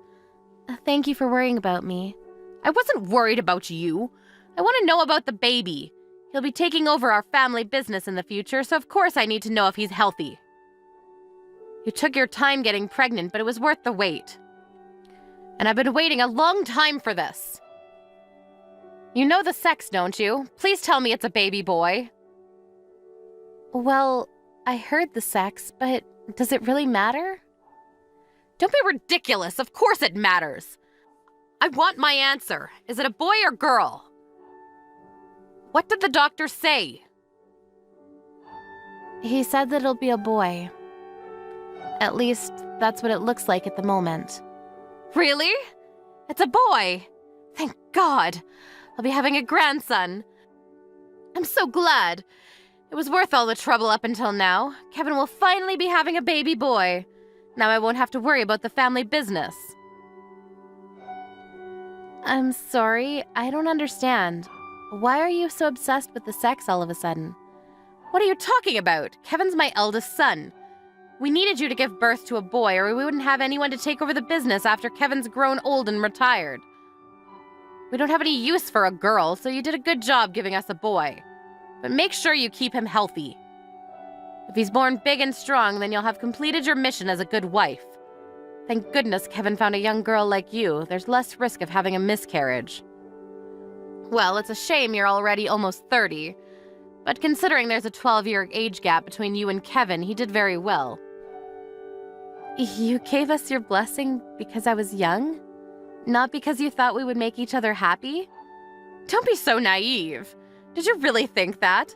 I would have never let my Kevin marry a poor woman from a family with no history like yours if you weren't young. Being young was the only thing that made you better than the other candidates. Oh, really? I never knew that you thought of me like that. I'm kinda shocked. I thought you were happy for us. Well, you've given us a boy. That's all that matters. You've proved your worth. Unlike all of the other useless women that came before you, you should be proud. The women that came before me? What do you mean? Are you really sure it's going to be a boy? Did you look at the ultrasound yourself? If it isn't a boy, I'll be very disappointed. It's not 100%, but the doctor said that it looks like it'll be a boy. What? It's not 100%? What's that supposed to mean? Is it a boy or isn't it? The doctor warned me that a prenatal test is never definite. They said they can't promise that it'll be born a boy, but it's likely that it will be. We'll just have to wait until the baby's born to see. I don't mind whether it's a boy or a girl, so it'll be a nice surprise either way. I don't want a surprise, I want a boy! Technology is supposed to be so advanced nowadays, why can't they give us a simple answer? They should be ashamed to call themselves doctors if they can't even tell whether it's going to be a boy or girl. The family business is resting on this. Go back to the hospital and confirm whether it's a boy or girl. Otherwise, I won't acknowledge you as my daughter-in-law. Acknowledge me? I'm sorry, are you being serious? I've already married Kevin. Whether you like me or not, nothing will change that. And whether I have a son or not has nothing to do with you, too. What do you plan to do if the baby turns out to be a girl? If it's a girl, then I have no choice. We won't need you anymore, so you'll have to leave. There's no point in keeping you as my son's wife if you can't even do something as simple as give birth to a boy. Wow. Well, at least I know how you actually feel about me. By the way, what did you mean when you said the women that came before me earlier? Has Kevin married before? You don't know. I guess he hasn't told you. About what? Kevin's already been married 3 times. What? He never told me anything. Why didn't either of you tell me that? Then it just means that he didn't think it was necessary to tell you. Well, it doesn't matter to me. That was his decision to make. It's not like we have an obligation to tell you anything. You're just a housewife. Wait a minute. This is too sudden. Why did they get divorced? Did he want to leave them, or did they each tell him they wanted a divorce? They couldn't give us a boy. Each one of them got pregnant, but when we found out that they would be girls, we had no use for them. What? Because they were pregnant with girls? Did you hear that from the doctors? Hang on, so that means that Kevin already has children with several other women? That's right, he has one child with every ex-wife, if you count them as his children.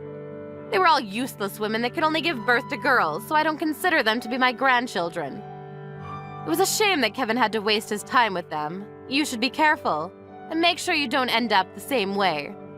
You've got to give us a boy. It's not a matter of whether I take care or not. I can't control whether I have a boy or girl. Does Kevin agree with you on this? Is that what he's really thinking as well? That he wants a boy over a girl? What? Of course he does. What do you expect? He agrees with me on putting the business first. He knows that we need a boy, and that's why he brought you, because you're young. So I'm the same as the other 3 women he married? I'm just a womb whose only use is to prepare an heir to your business? I'm just a tool to you. Well put. That's exactly what you're here for. I'm glad you understand, and I hope you can meet that expectation. But the 3 other women ended up being useless, so I wonder how you'll turn out. I wouldn't be surprised if you were just as useless, considering your background. I can't believe I even have to say this. We're not your tools. I'm not here to push out babies for you. Then what else could you possibly do? More importantly, that doctor is no good. He's always so vague about the sex. He needs to tell us which it is clearly, or we really have to wait until the baby is born to decide whether to throw you out. Maybe I should find another doctor to look at you. But first, let's go visit the doctor you saw today and have them check again. You might have misheard them or remembered incorrectly. Excuse me? You want me to go to the hospital again? Together? I'll make him give us an answer on what the sex is. Are you ready? I want you to come and collect me in 15 minutes. I have to go and collect you? I'm pregnant. You have a car, so it'll be easier for you to come here. You really are inconsiderate. Why on earth should I go to you? Anyway, make sure you're not late.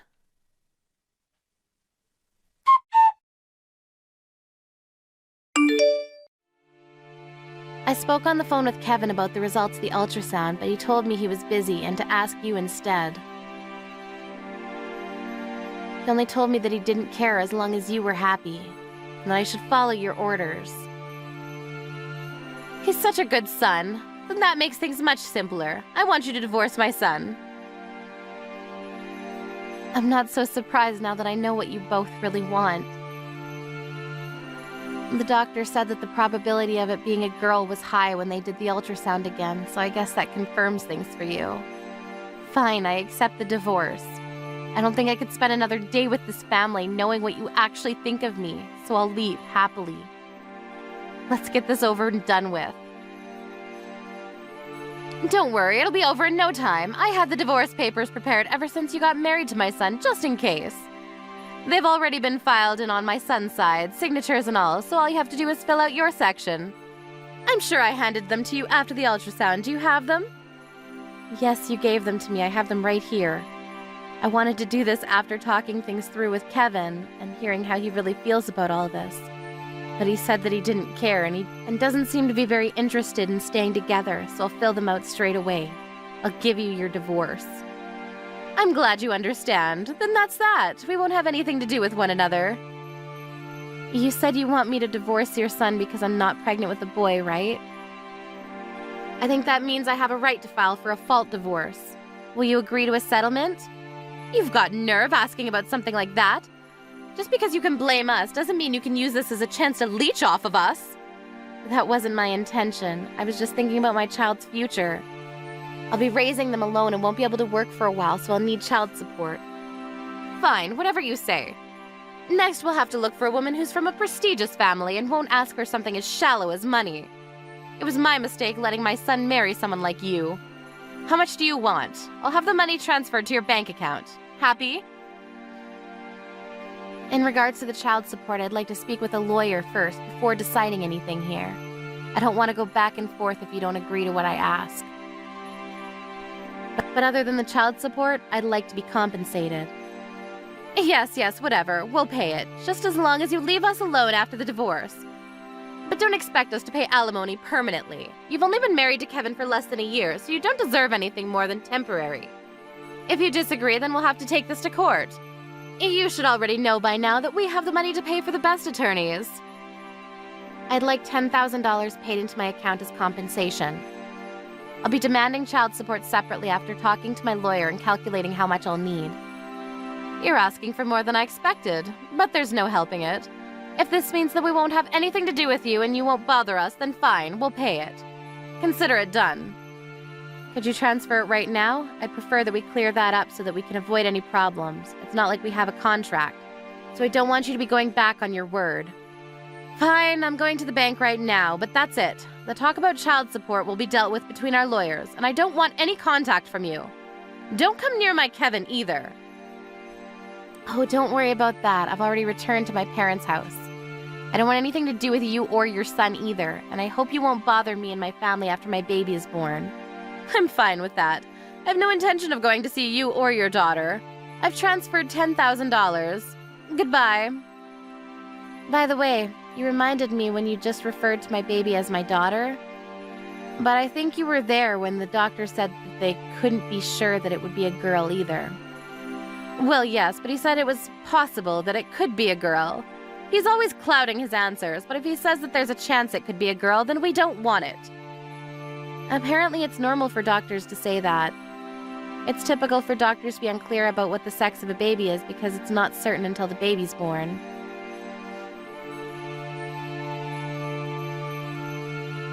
What do you mean? After we went to have the ultrasound done, I was a bit curious, so I called Kevin's younger brother's wife, Lydia, and I asked about Kevin's previous marriages. This might be a bit of a shock to you, but I heard that Kevin's first and third wife gave birth to sons after you made Kevin divorce them.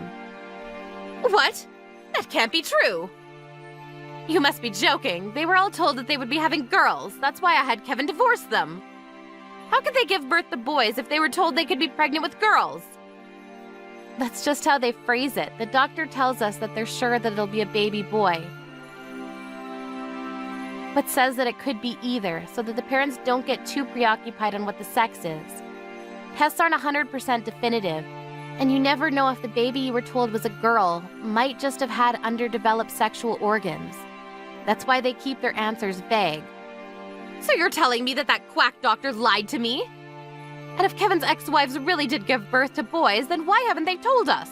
Why should I believe you when they haven't said anything? I'm telling you, it's not definitive. That doesn't make the doctor a liar. As for Kevin's exes, maybe they're just annoyed with you and don't want you to ruin their child's lives, with all this talk about boys and tools and stuff. I heard that they don't want to have anything to do with you. Lydia told me that her husband is a second son, and they live pretty far away, so they have it much easier since they don't have to deal with you so much. But she feels bad that she couldn't be there for me.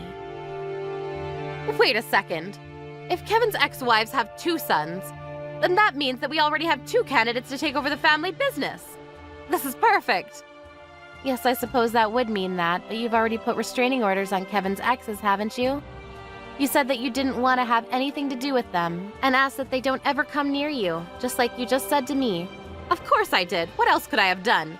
They might come asking for money in return for them not telling the neighbors about their children. Then I guess that means that you can't see their children either. How ironic. That's ridiculous. They're my grandchildren. They're my heirs. Also, even if my baby turns out to be a boy, I don't plan on letting you meet him. Of course, even if it's a girl, I won't let you come near her. Once you've paid the child support, I don't want to have any contact. Oh, don't say that. It'll be better for the child if he has both parents, and he'll want to know his grandmother. I believe you can give us a boy, so why don't you come back? Let's forget about this divorce. I'll let you live in my house and I'll take care of the housework. You're still pregnant, so you should relax. What do you think? Oh, you're a bit too late. I've already filed the divorce papers. What a shame. Huh? Already? Isn't that too fast? I thought it was too fast as well, but monster-in-laws have a reputation for complaining that things are too late. I thought I should file it as soon as possible. I didn't want to be a pain in the ass if I didn't file it on time. And I wanted to cut ties with you and your son as soon as possible. My brother is a lawyer, so I'll be able to talk to him about the child support straight away. And I'll get back to you as soon as possible. But I'll be writing up a restraining order, so from now on, you'll have to contact my lawyer when you need to discuss something. Please don't ever call me again. You're the worst mother-in-law. And now that I think about it, with his ideals, Kevin is way too old for me. Plus, he's balding. I think remarrying him is out of the question.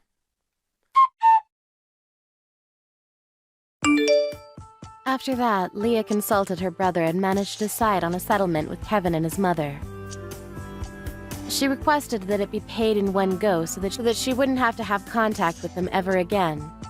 Hannah had to prepare the entire amount within days because of Kevin's complaint that it made them look bad if they didn't pay Leah as soon as possible. Apparently, she was reluctant when it came to signing the restraining order, but when Leah offered to decrease the amount Hannah had to pay in child support, she accepted the conditions and gave in. A few months later, Leah's baby was born, and she announced that it was a baby boy. Of course, she had no intention of letting Kevin or Hannah meet him. Unfortunately for Kevin, he had lost a lot more hair and gained a few more pounds since Leah had left, and he was having trouble finding someone that was willing to marry him. Karma does exist after all. Have you made it home yet? Not yet. You're heading there now, right? Yes, I am. Remember, if you show up too late, you're gonna be bothering my mom, so make sure you keep that in mind, okay? Yeah. What is that attitude? You should be ecstatic. You're gonna be with my mom for over a month. You should be more excited. Why should I be? I'm literally pregnant right now. Can't believe you're saying what you're saying right now. What, this again? We already talked about this enough, didn't we? Why do you keep bringing it up? I'm just saying that most of the time when people go home for their pregnancy, they mean they go home to their wife's parents, not her husband's. You're probably the only person in the world who would send his own wife to his parents' house. What do you mean, send? I just said things that made perfect sense. You're off work anyway. You should be able to help Mom out. It shouldn't be a problem, right? You're probably bored anyway when you're on maternity leave. Mom is already getting old. You need to start taking care of things around the house. What are you gonna do if something happens to Mom? Do you understand the intention behind maternity leave? It means that I'm going to be pushing a baby out, so I need to make sure to rest and focus on that. That's already going to be tough pushing out a watermelon. You're trying to make me take care of your own parents, too. I've seriously kind of lost hope in you. Why are you talking about that now? Mom is already waiting on you. Can you hurry up? Why don't you ever teach you how to cook? You're not that good of a cook anyway. I wish she'd really learn from my mom, you know? I wish I had a wife that was just like my mom. I can't believe a wife that would possibly start throwing a tantrum just because she's gonna have a baby. I really don't understand.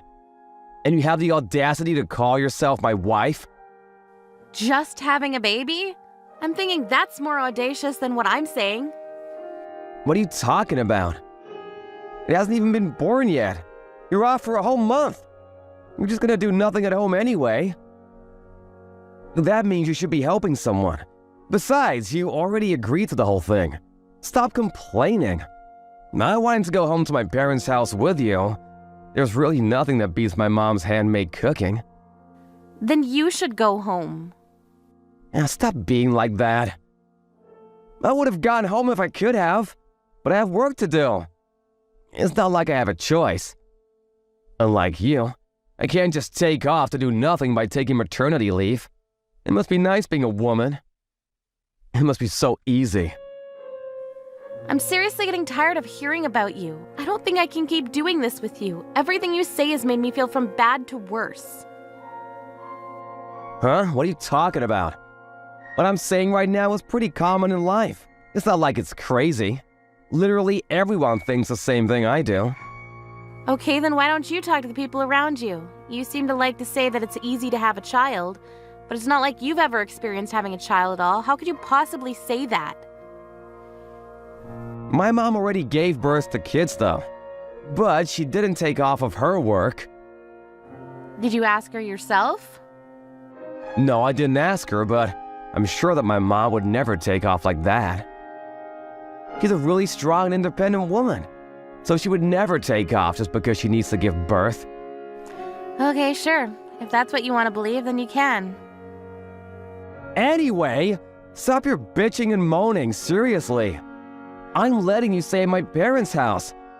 You better do what you can for my mom. Once you have the baby, I'll be sure to show up and say hey. Good luck! You don't have to come say hey. Come to think of it, I don't ever want to see you again.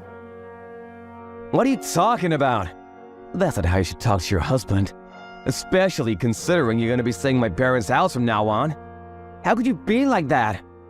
You really don't have any kind of thank yous or graciousness? Nope, not at all, because I'm not going there. Huh? You're not? Nope, I'm definitely not. I'm not going to your parents' house. But a second ago you said you were. Yeah, sorry, I'm going to my parents' house. You know, not yours? Huh? What are you talking about? You said you were gonna go home today. Yeah, I said go home. I never said whose home I would be going to. When I brought up going home from my childbirth, I didn't tell you, but the fact that you tried to send me to your parents' house, it made me think of you as something less than trash. It actually made me think that all the time I spent with you in my life was a waste. Wait, hang on, that's going too far. What the hell are you talking about? You need to calm down. I am calm. I've been thinking calmly. And after calmly thinking for the last month, things like you're being a complete spoiled brat taking off just because you're giving birth. Or if you have time to do that, you should take care of my mom. Or you married into the family, so going home to your own parents' house. So stop acting like a spoiled brat. You sound like some shitty husband straight out of a 40s movie. You keep making these statements that show clearly that you're into harassment and somehow in love with your mother still. I've decided to divorce you. Wait, what? Divorce? What is going on all of a sudden? I didn't hear about this at all. I could never have predicted this would ever have happened. Yeah, because I kept it from you. But I've already decided. Tried to teach some sense into you and make you understand me, but you really don't listen to me. You just keep pushing your opinion through as if it's the only thing that's right. Honestly, I've just kind of felt like it's enough. What's enough? It's not enough. So, you're not gonna be going home then? I said I am. I'm going to my own home. I already told Mom that you'd be going home. I know that she's getting ready for you. Well, this is the absolute worst. Why would you do such a thing? You could have at least tried to talk to me about it. Tried to talk to you? I've literally told you about what I thought numerous times. You were the one that continued to completely ignore me. I didn't mean to. It's also kind of interesting that I'm over here telling you that I want a divorce, and you're over here worried about what your mom is doing to get ready. I'm sure you're just messing around with the divorce, right? You're just doing this whole thing to make me apologize to you, right? I already know what you're thinking. You seriously don't understand, do you? You'll understand once you get home. I already have all the divorce papers filled out. What? Are you being serious right now? Also, I talked to your mom already. I just went ahead and called her just now. I didn't want her to think that I would be going today. You're a terrible husband with a really bad mommy complex, but Mom wasn't really a bad person or anything. What are you talking about, being terrible husband with a mommy complex? You should seriously watch your tone when you talk to people.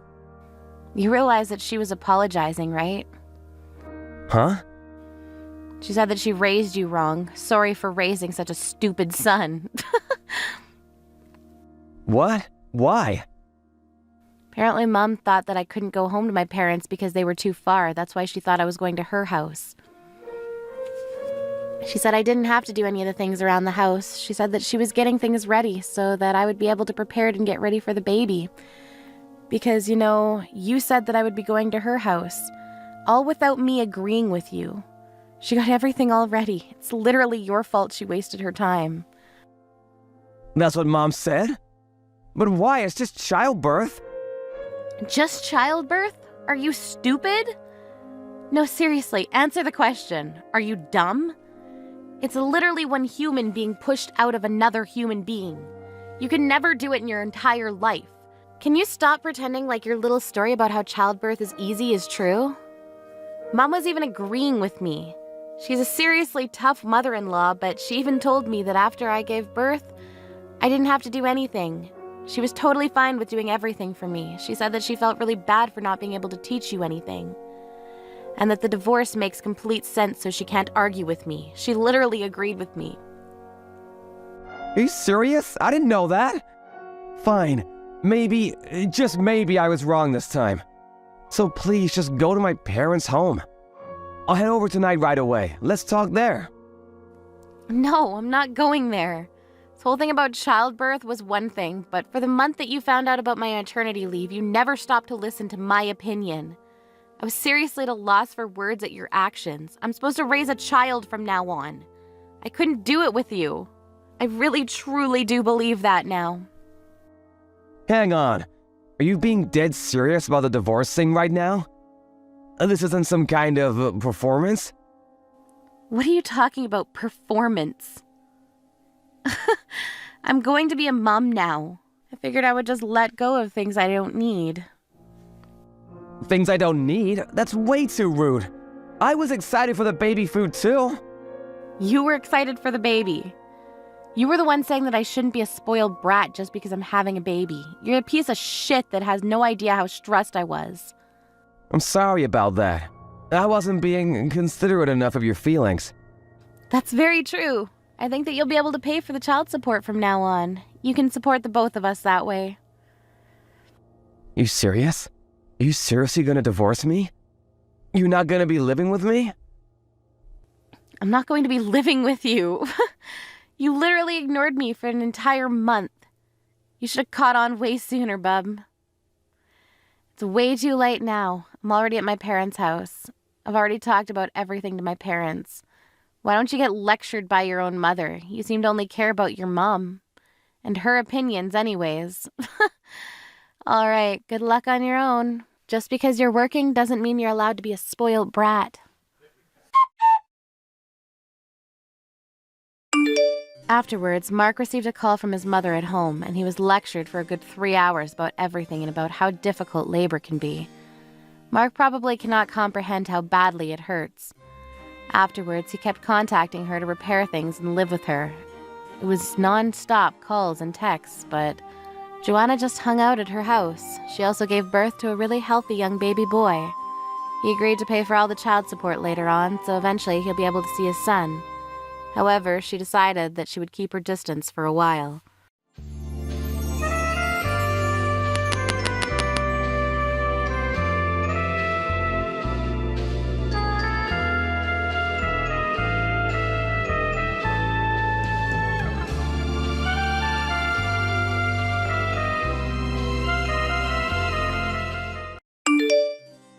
I'm going to eat out tonight as well because I can't stand the way that you smell. You have no choice but to eat on your own. No one wants to be around you. Melanie, you're being very unreasonable and hurtful. I have feelings, you know. Please don't hurt me like this. Do you enjoy tormenting me every day? I'm not tormenting you. I'm simply telling you the truth. The truth hurts sometimes. If you don't want me to look down on you, go find yourself a better job. I don't want to spend another minute with you if you're going to continue working as a construction worker. But I guess it's too late now. I'm sure it's not easy for a construction worker to change over to a different job. What do you mean by that? Well, you're 40 now. It's not easy to find a new job at your age. I can't believe that I put up with you for 20 years. I should have left you sooner. Oh, I'm so ready to leave you for good. How about you listen to what I have to say to you first? Don't make any rash decisions. You have it all wrong. I'm not a construction worker anymore. You haven't taken any interest in me these past few years. And you never listen to anything that I say to you. But as husband and wife, shouldn't we try to understand one another by talking to each other? Do you still plan on staying married to me? Don't make me laugh. We're still married and I consider you to be my wife. Why aren't you willing to put any effort into making our marriage work? I know that when I worked as a construction worker, I wasn't able to help out with the house or raise Lisa, but I've changed now. I'd like you to hear me out. And can you please stop avoiding me? We should have dinner together. We're a family after all. I hate being with you. I don't want to eat dinner with you. You need to understand that. I don't love you anymore, and I want you to leave me alone. Lisa is going to go to university soon, which means that we'll have more time together, just the two of us. That's why I like to take the time to work on our marriage. I want to be happy with you again. I don't want to give up on us. That totally grosses me out. I'm not interested in staying married to a loser like you. What did I ever do to you to deserve this? You may not think that I'm rich, but I've been supporting you and Lisa financially all these years. Shouldn't you be more grateful? You should know that Lisa doesn't want to continue living with you either. That's because you tell her all these negative things about me. You've brainwashed her. I've been nothing but a great husband and father. You made fun of my job in front of Lisa. That's why she doesn't respect me. What's wrong with construction work anyway? If you had treated me with more respect, the things between Lisa and I wouldn't have gotten this bad. Lisa was really embarrassed of the fact that her father was a construction worker. You know that? Did she tell you that? She didn't have to. I know how she feels. She's happy that I'm finally leaving you. I'm ending our marriage. Are you serious about that? I'll wait until Lisa graduates high school, but after that, you're on your own. So please don't try to stop me. I've made up my mind. So you're just gonna ignore my feelings then? You don't care that I still want to work on our marriage? You should be happy that I bothered to make you breakfast. I'm not all that mean. But you have to know that I don't enjoy talking to you. You turn me off. I don't know why I married you in the first place. What was I thinking? Do you have to be so cruel to me? If you're not willing to sit down and talk with me, I'm gonna have a chat with Lisa. She may be more understanding than you are. Well, you shouldn't expect so much from her. Otherwise, you'll be let down. To us, you're like an old bank account. One that we won't be using anymore because we have no use for it. Wow, you really don't hold back, do you? Fine, I get it now.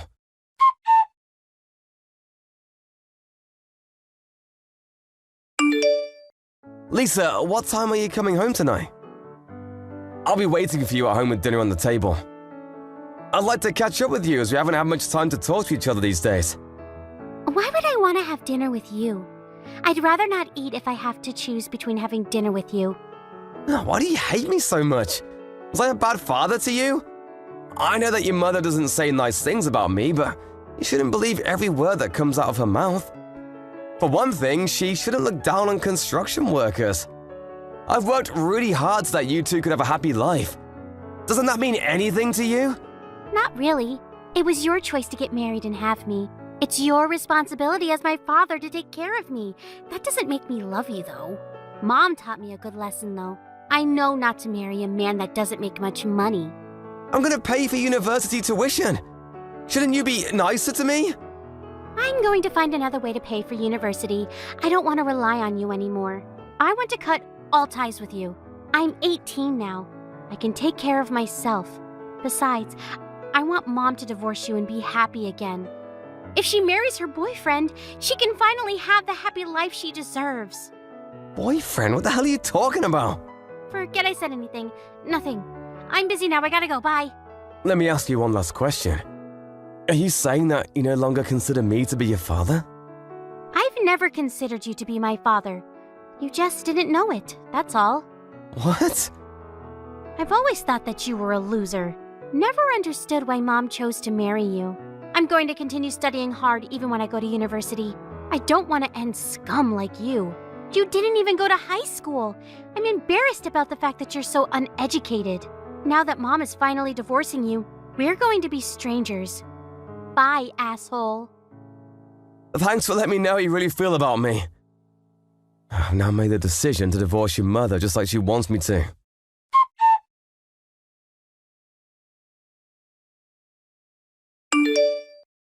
I need you to pack up your things and get ready to move out of the house. I was planning to wait until Lisa graduated high school, but we can't take it anymore. Since you know how we both feel, there's no need to play nice anymore. We want you out of the house as soon as possible. Fine, if that's what you both want. But you should know that I was the one that bought this house and it's under my name. But Lisa and I will be living here, just the two of us from now on. How about you just give up the house? You're single now.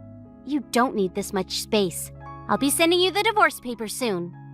I don't intend to fight back. I'll move out of the house just like you want me to. I'm still mad at you for the fact that you didn't give me the chance to talk about my side of the story though. But whatever, it's over between us. I'm sure you'll come to regret your decision. As if. This is the happiest moment of my life. I should have left you sooner. Don't know why I waited so long. The only thing I ask of you now is that you pay for Lisa's university tuition. Yes, well, I'm gonna contact the movers now so that I can move out as quickly as possible. I considered you and Lisa to be my precious family, but not anymore. I can't believe that I felt that way about you two. You didn't deserve my love. Yes, whatever. We don't care. Please don't get in touch with us anymore. I won't. You'll just regret kicking me out of the house, though. I can tell you that. But you both deserve whatever punishment comes your way. Bye now.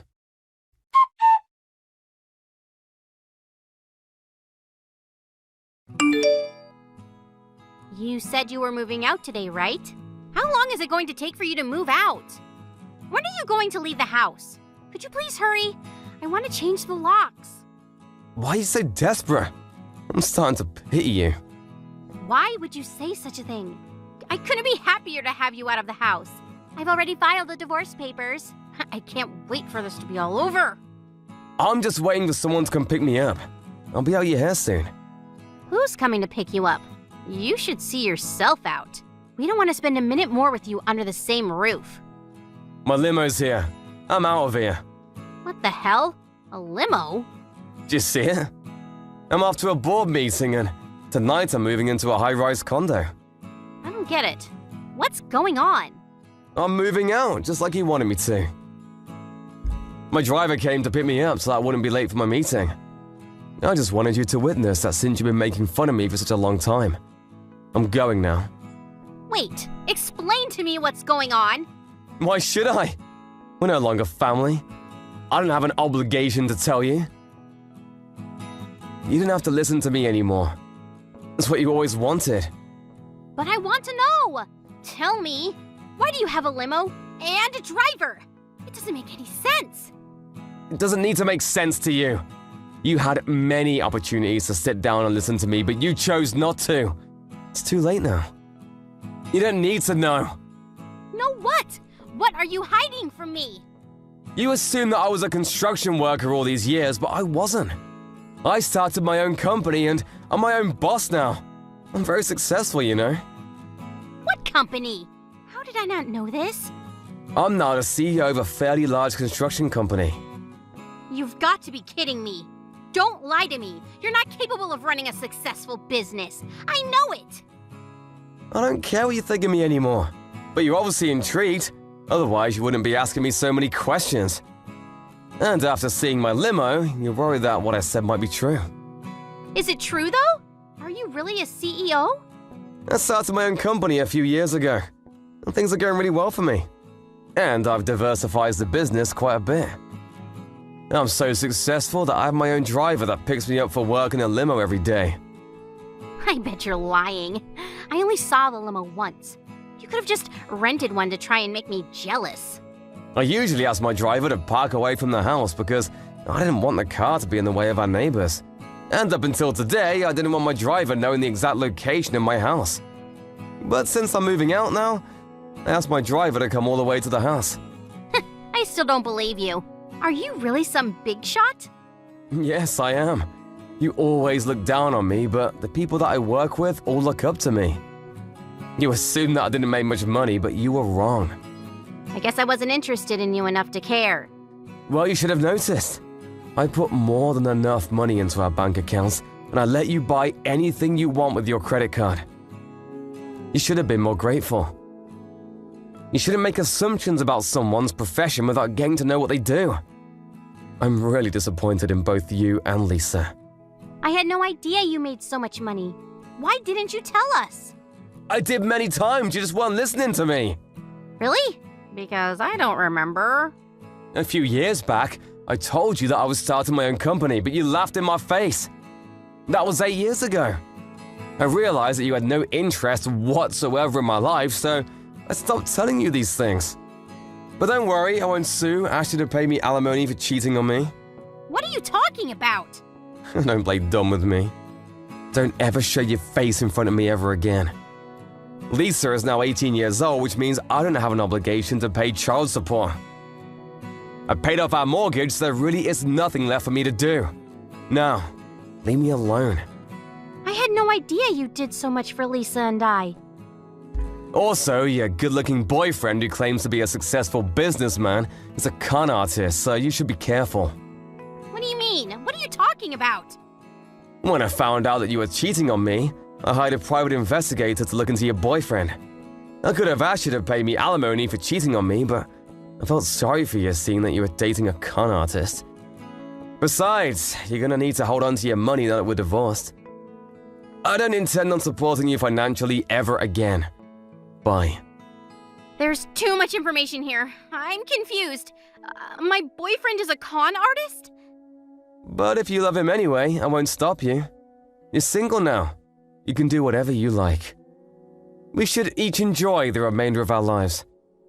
Oh, wait. I think we need to talk. It's too late to talk now. It's over. We're divorced, and I don't want to see you ever again. You finally got rid of me. Aren't you happy? Later, bitch!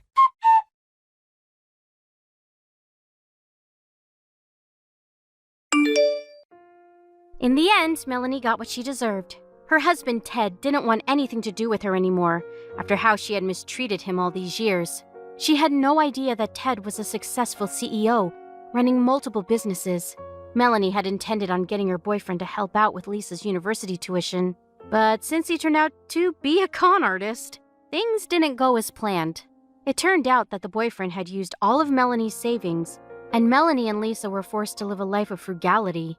Lisa may not even be able to go to university as planned because her mother could no longer afford it. If only the two of them had appreciated Ted's efforts more. Miss Victoria! I'll be going by tomorrow as well. Are you gonna be okay? Tomorrow? Yes! I'll be bringing Mom as well. I don't mind her coming by, but Francis hasn't apologized to me about what happened the other day. So I'm really hoping that both you and Francis will actually consider what happened and take it seriously. What? You're still talking about that from the other day? I didn't want to bring it back up, but Minnie was injured from that. So I think it would be appropriate for you to apologize formally. It's just something that happened between kids. Something is seriously wrong with you if you're gonna be bothering them like that.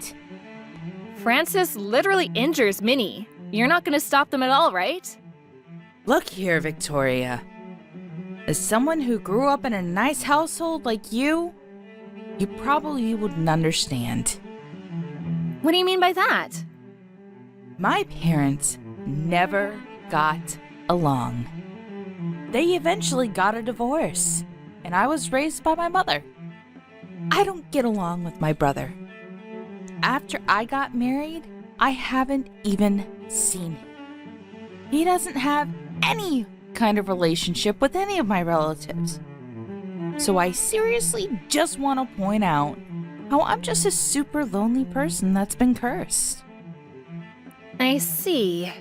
So I get really frustrated when a girl like Minnie, who lives with no difficulties and lives a happy life, gets annoyed and bothered.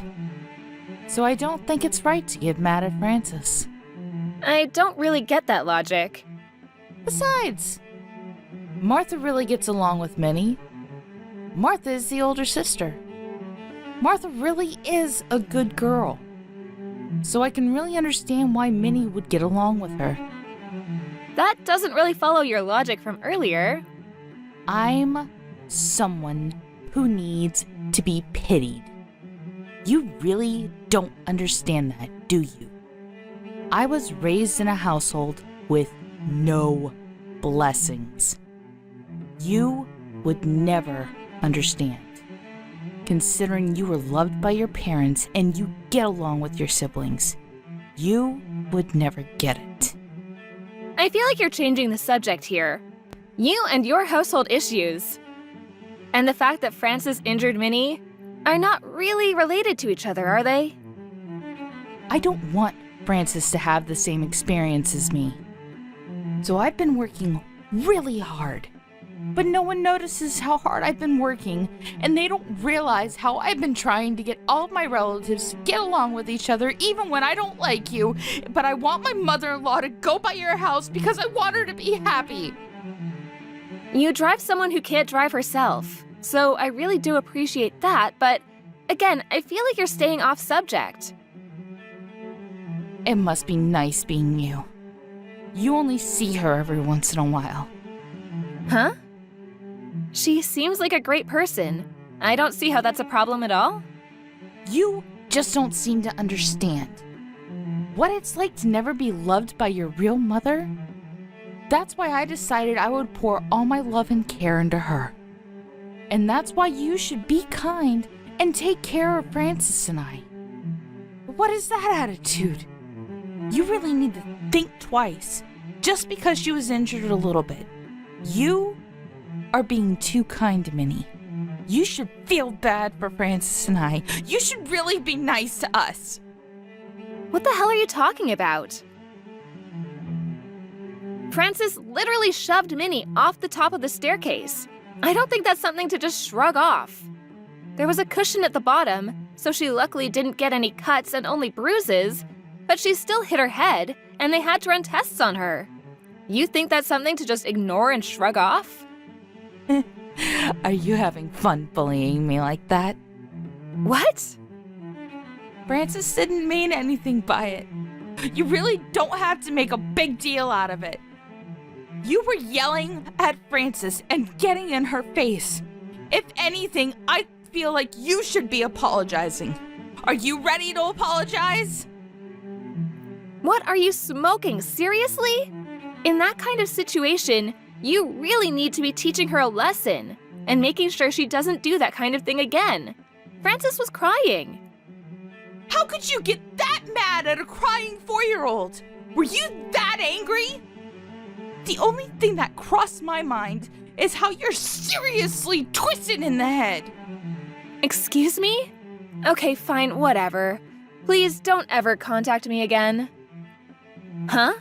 If you think that I made the wrong decision to scold your daughter, I want nothing to do with you. I don't want to deal with you either.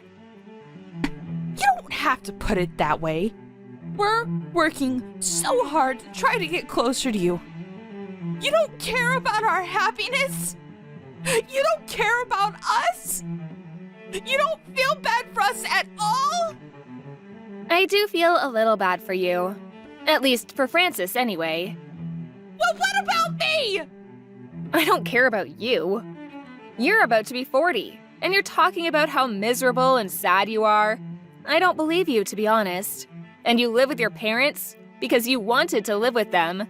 You didn't live with your family before, so you said you wanted to live with your parents to feel a parent's kindness. You convinced Mom, who wasn't really on board with it. You rebuilt their house into a duplex so that you could live however you wanted to live. How am I supposed to feel bad for you? You don't have to say it like that.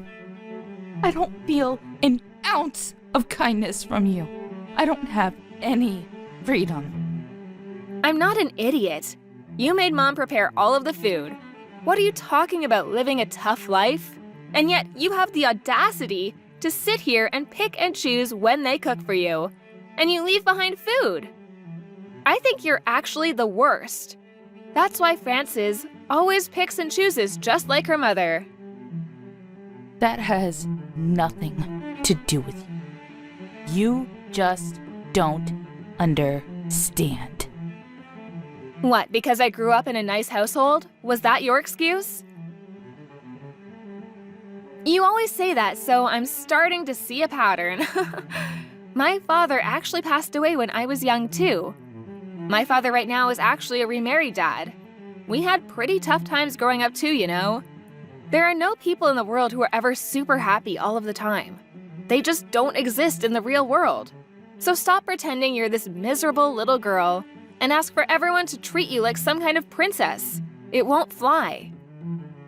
You don't have to put it like that. I'm the one that everyone needs to look after. I am the one who is most miserable. You just don't understand. I don't want to understand. I feel bad for Minnie the most. She doesn't even realize what's going on. She just talks to her sister Martha, then Frances has to be jealous and shoves her off the top of the stairs. She has to be hurt. It's because she took Frances' sister. What? Martha's not Frances' sister. Frances has known Martha long before Minnie has ever known her. But Minnie doesn't understand that at all.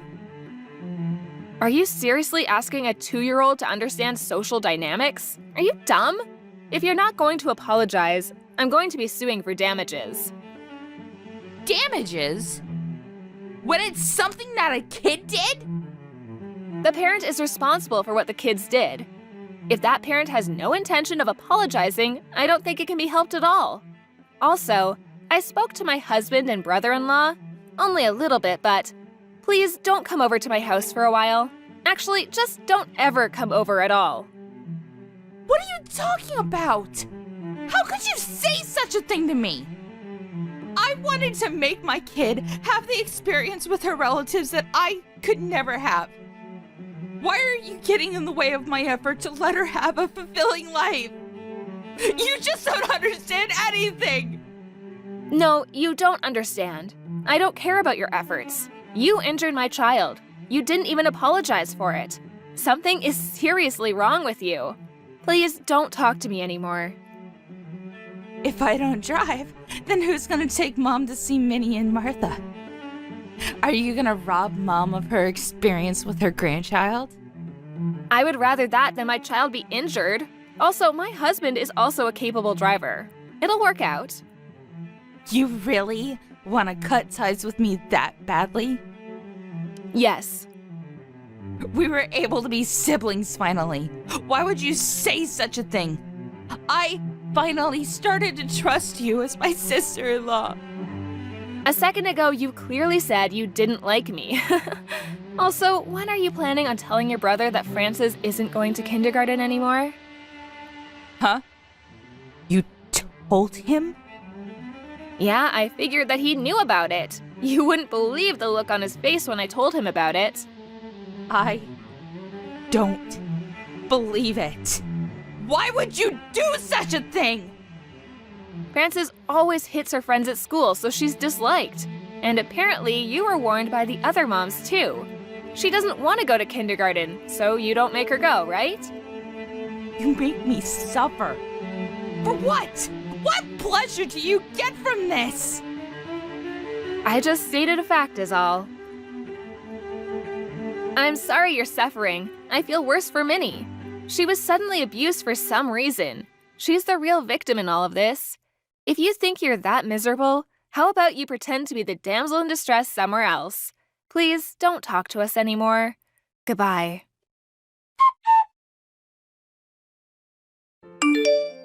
Nancy freaked out after that conversation and started throwing a tantrum around the house. Then she managed to injure her mom in the whole mess.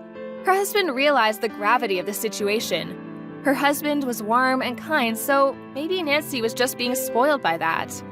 Minnie was chased out of her parents' house. During the divorce meetings, Nancy was dissatisfied with the whole thing, so her husband had to take off work and go take care of Mom and Frances.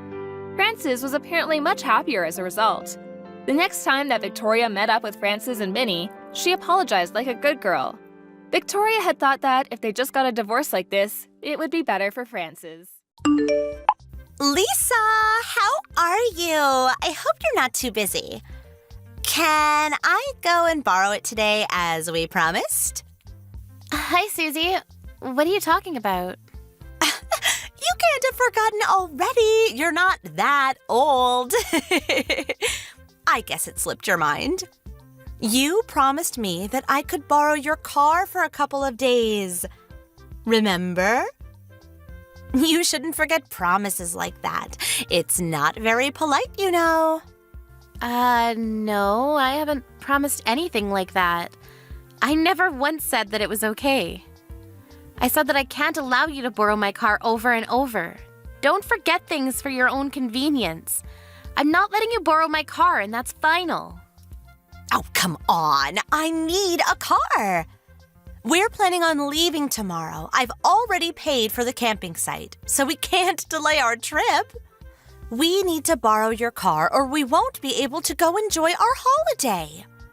We're going to miss out on camping by the sea just because you wanted to be mean.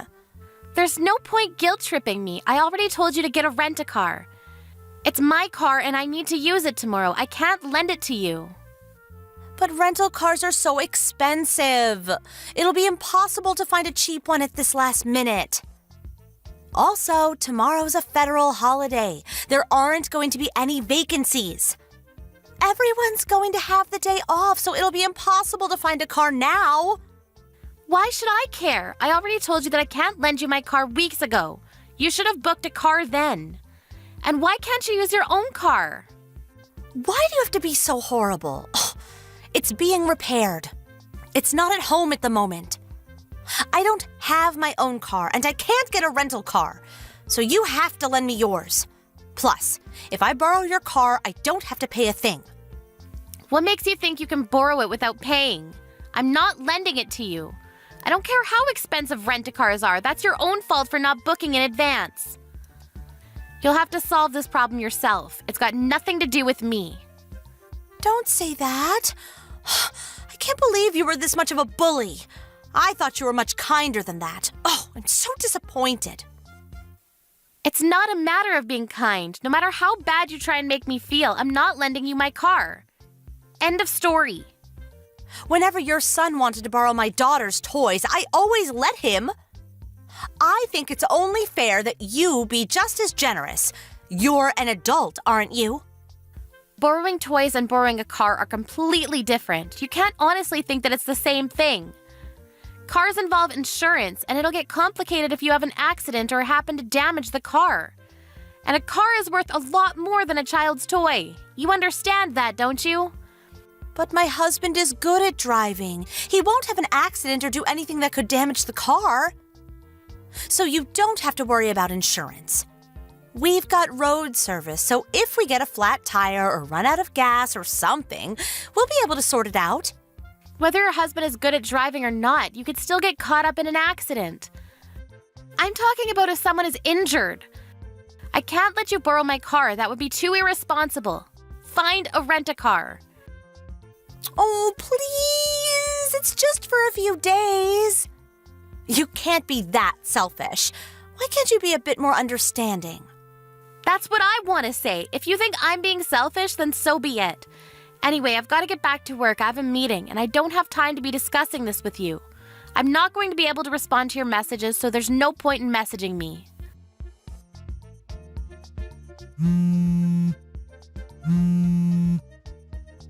Susie, pick up the phone! What do you think you're doing? What did you do with my car?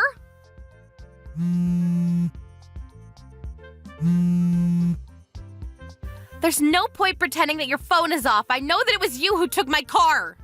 If you don't answer my messages or calls, I'll report this to the police. What? The police? You're kidding! You're overreacting! Why were you ignoring my messages? What have you done with my car? I can't believe you'd take it without my permission. What is wrong with you? I told you that I didn't want to lend it to you. You're so rude! I didn't take it without permission! Your husband was the one that gave me your car keys. That's because you lied and told him that I promised to lend it to you. Even though I told you several times that I didn't want to, you went against my wishes. My husband was naive to believe you, but that's because neither of us knew up until now that you were this untrustworthy. It looks like he tried to call me, but like I told you, I was in a meeting. You took advantage of that and coerced my husband. Anyway, I want you to return my car. We need it tomorrow. If you return it right now, I won't involve the police. Please don't call the police. I haven't done anything wrong. Your husband gave us the keys, so that means he gave us permission to borrow it. Why are you being so mean? You should just accept his decision. It's not his decision to make. The car is mine. It's not his property, so no matter what he said, my word is final. Plus, he only gave you the keys because you convinced him that I had said yes, but had forgotten to mention it to him. It's not his car? Well, I didn't know that, but he's still the one that gave us the keys. It's such a big car. It must come in really handy for all sorts of occasions. It's perfect for carrying our camping equipment. Just hurry up and bring it back.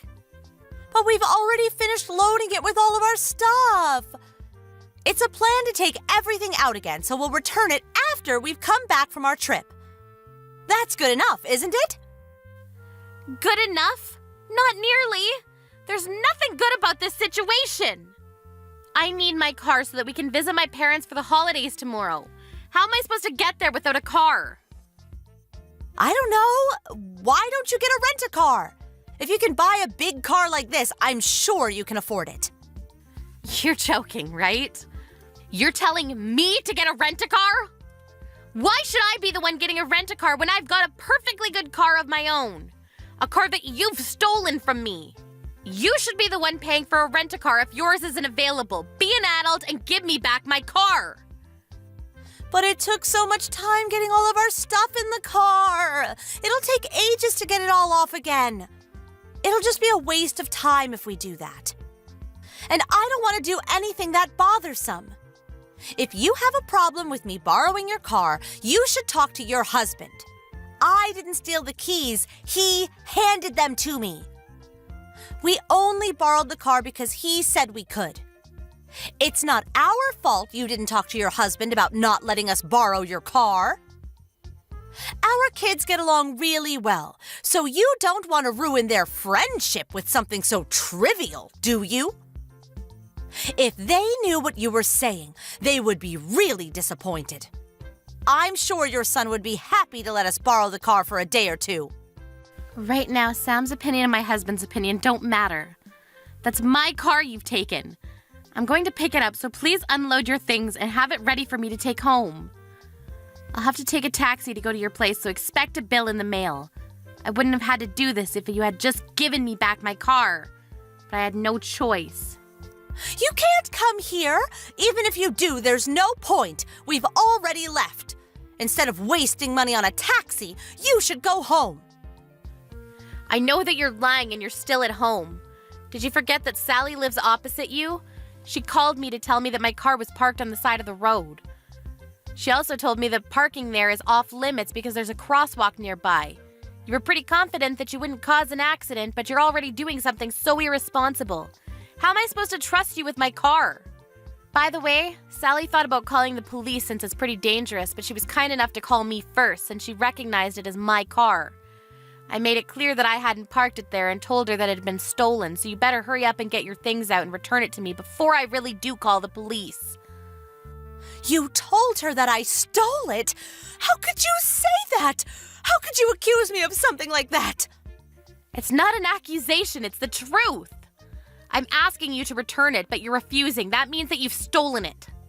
I'm going to collect my car, but if the police find it parked in a no parking zone before I can get there, there's nothing I can do to help you. You'll have committed a crime. I can't believe you told Sally that I stole your car. I can't believe you have the nerve to victimize yourself like that. I haven't done anything to deserve all of this. I thought you were so kind, but now I know that was all an act. You're horrible. How could you spread rumors about me like that?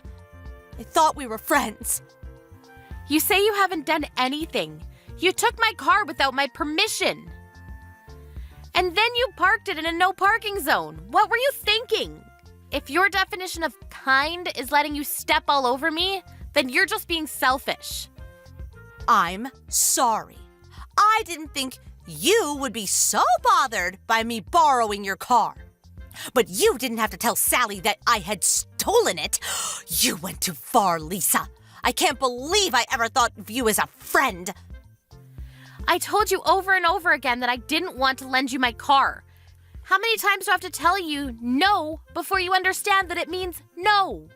And I haven't spread any rumors. I've only told Sally the truth about what happened. Don't guilt trip me. Oh, okay. I understand that you didn't want to lend me your car. But please, don't call the police. You're just overreacting. I've already apologized. You should forgive me already. The situation has gone beyond being settled by a simple apology. Wait, you got a scratch on my car? What? What are you talking about? We haven't done anything. I told you my husband is a good driver. I'm on the phone with Sally and she went to take a look at my car for me. She told me that there was a scratch on the side, on my door. What have you done? This is one of the reasons why I didn't want to let you borrow my car. It's not my fault. Somebody must have scratched it when they passed by. They should have taken more care when they drove by. It's not my responsibility, so I don't have to pay anything, do I? You're at home, aren't you? I've had enough of discussing this with you. Would you hurry up and return my car? If you won't, I'll have to call the police. I'm not taking no for an answer. I said I'm sorry. How many times do I have to apologize? We'll be back from our trip tomorrow, so I'll return it then. It's just a scratch, so it's not like it needs urgent repairs. No, you're returning it now! If you don't come back with my car within an hour, I'm reporting it to the police as a theft. Once I've called the police, I'll have to head to yours in a taxi to collect my car, so I'll be billing you with a taxi fee. Do you understand? I'm being very serious. I want my car back. Wait a minute, just calm down. You're being really unreasonable. My husband's apologizing too, so please forgive us. Ugh, he said that he got carried away. Please calm down.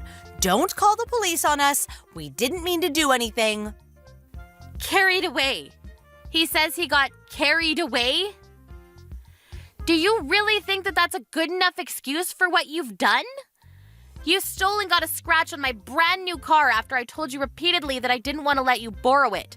Your husband knew that I hadn't given you permission, but he still cooperated with you. I can't believe either of you. You really must be perfect for each other if you can be so accepting of your partner's crimes. May is apologizing too, so would you please forgive us? We'll babysit Sam whenever you want. You must be really busy with work, so dealing with the police will take up a lot of time, don't you think? Let's just forget about this. Why are you bringing May into this? She's your daughter, but the only ones that are to blame are you and your husband. Why should she be apologizing with you? May has no reason to feel bad for any of this. I thought that you were still kind enough to forgive us if May apologized with us. Oh, I'm sorry, I wasn't thinking. I've already called the police. What? You're joking.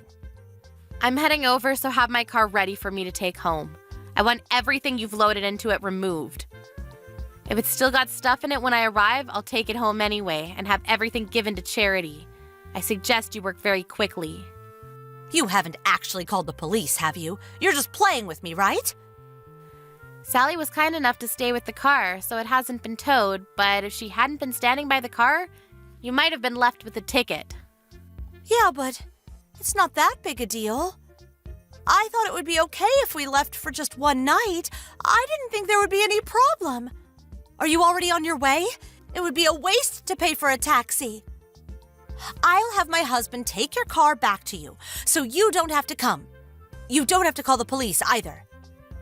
I'm already on my way. I can't trust anything you say anymore, and God forbid I don't want things made worse by your husband having an accident on the way to my place. I'll need to have someone take a look at the scratch on the side, so I'll be taking my car straight into the local repair shop myself. All right, if you say so. We'll pay a little bit for the repairs. So can you forgive us? Please don't call the police on us. You'll just be making a big deal out of a really small issue. Please? My mother-in-law lives in the neighborhood, and if she hears about this, she'll be furious. She already hates me so much. If she finds out the police were involved, she'll never forgive me.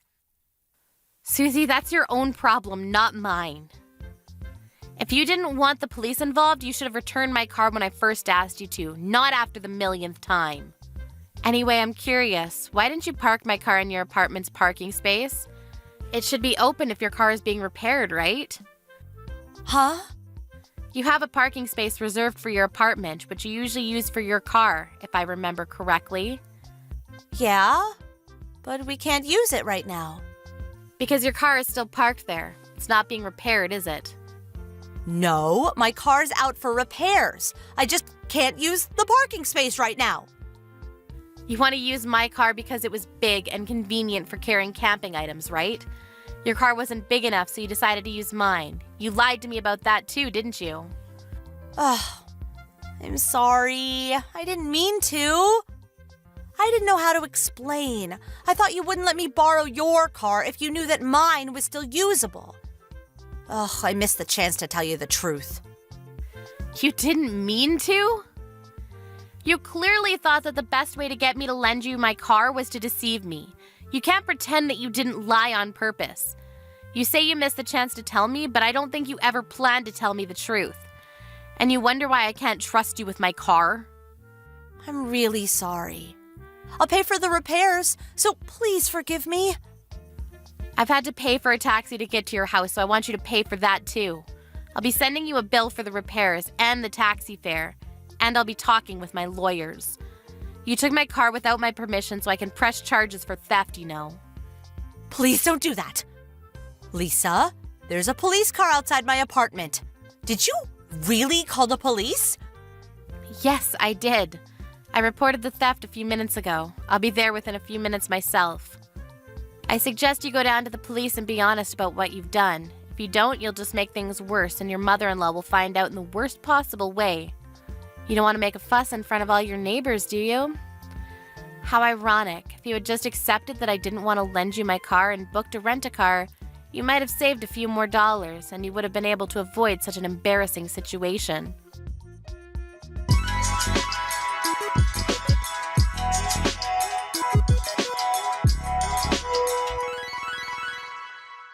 In the end, a police car had come to check up on the situation, not just because Lisa had reported the theft, but because there had been calls from the neighbors about the car being parked in a no-parking zone. Many neighbors had come out to see what was going on and were gossiping about the appearance of a police car and about Susie's grand theft auto. Susie and her husband were given a warning by the police officer, and the scratch turned out to be the doing of one of the neighbor's children, but Susie's husband had to take full responsibility since he was the one that parked the car there. Lisa was able to use that in demanding that they pay the full amount of repairs. Susie and her husband ended up paying a lot more than they would have done if they had just rented a car. Of course, Susie and her family couldn't go on holiday, and her mother-in-law found out about what they had done. She was lectured and lost all her trust. On top of that, none of Susie's friends would hang out with her after they had heard what she had done. She had to pay a lot more than she expected financially and socially. And so it looks like she should have just booked a rent-a-car.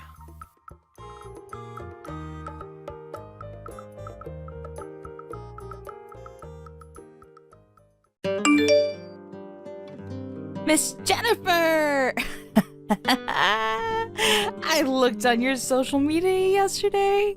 That dress is seriously the worst thing imaginable. You saw? Yeah, of course I saw. I saw your dress, but even worse was the bride's dress. I kind of expect it from your sister, though. I mean, it's not like I wanted to see it, but it showed up in my feed, so what can you do, right? All the attendees had their faces hidden, but it was from that boring old woman's marriage, so I'm sure it was full of boring old attendees. Please don't be like that. It's my sister you're talking about. Besides, we all went to the same local piano class. We're all friends here, right? We're all on speaking terms. Back in the day. She was a boring, unimpressionable pipsqueak. She was younger than me, but for some reason the teacher's favorite. She tried to be more noticeable than me at the rehearsal. I never liked her from back then. I didn't realize that my younger brother's fiancée was that girl's sister. Literally the worst. I don't know what you want me to say. It's a small town, it can't be helped. When I used to take piano classes a while back, I really didn't like her at all.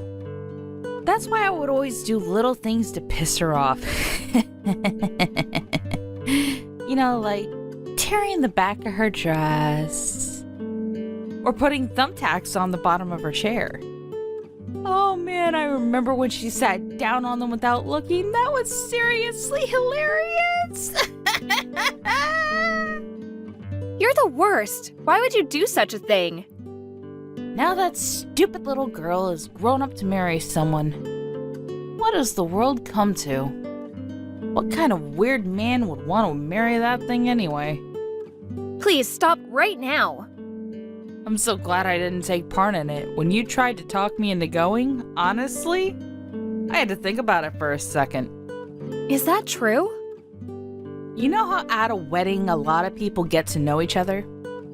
So, I wanted to meet someone and settle down, or so I thought, but if it's your younger sister's man, there couldn't possibly be any good men. I didn't want to give her a gift either, so I'm glad I didn't go. I see. We were still relatives, and it seemed like you two knew each other from a while back. That's why I invited you all, but you missed out on a really great wedding, you understand that? Yeah, sure. It's your younger sister's wedding, so I'm sure everything looks great in your eyes. It's that woman's husband anyway. I'm sure he's terrible looking. She's nothing like me. I only want a good-looking man who clearly makes over $100K a year. Those are the only people who are worthy of going out with me. Is that why you can't find anyone to get married to yet? What is that attitude? It's not like I can't find anyone. It's just that I haven't yet. If I wanted to get married, it wouldn't take me that long to get married. But no one is worthy of my time yet. So I'm still in the selection stage. I see. Here's a photo of my sister's husband.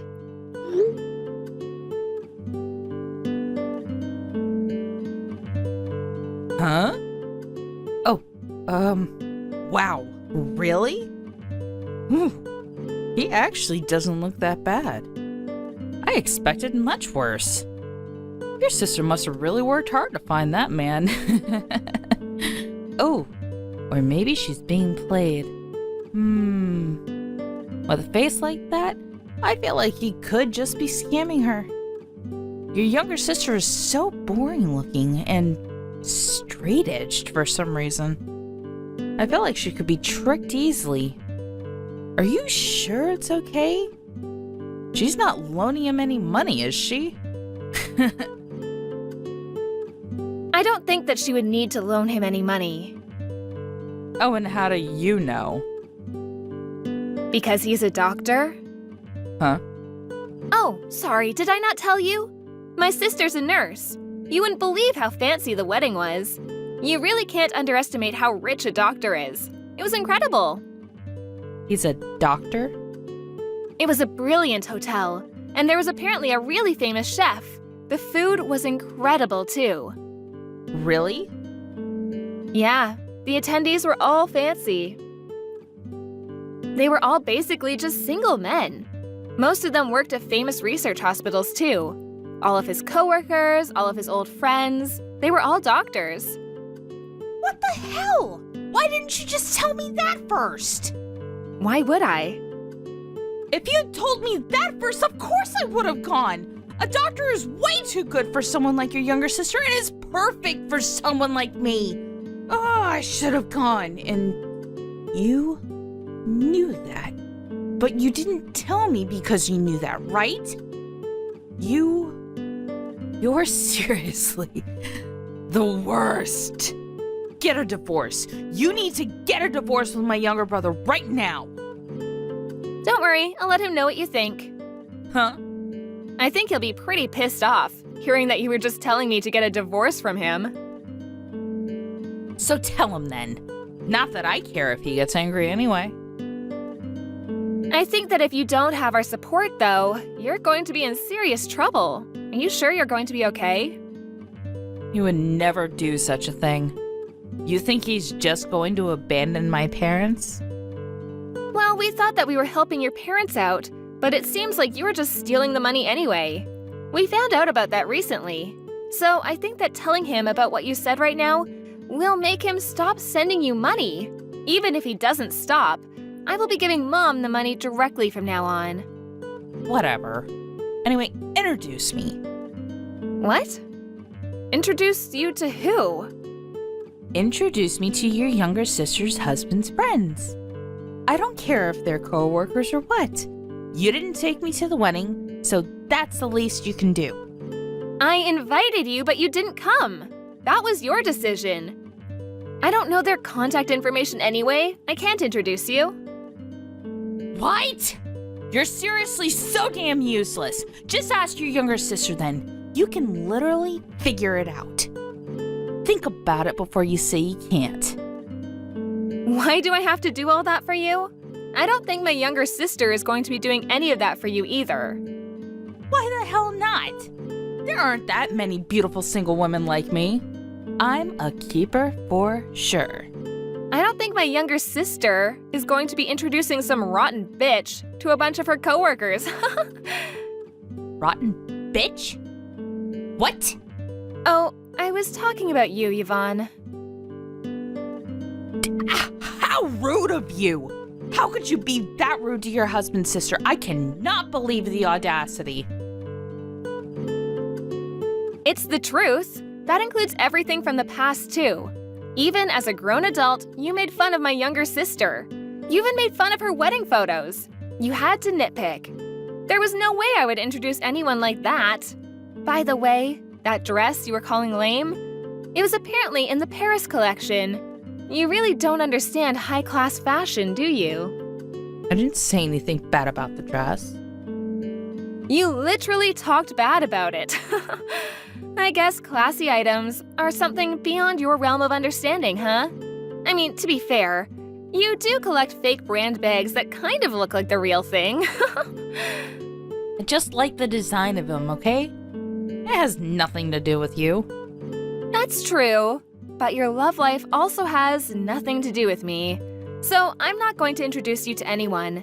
I'm not going to tell my sister about it either.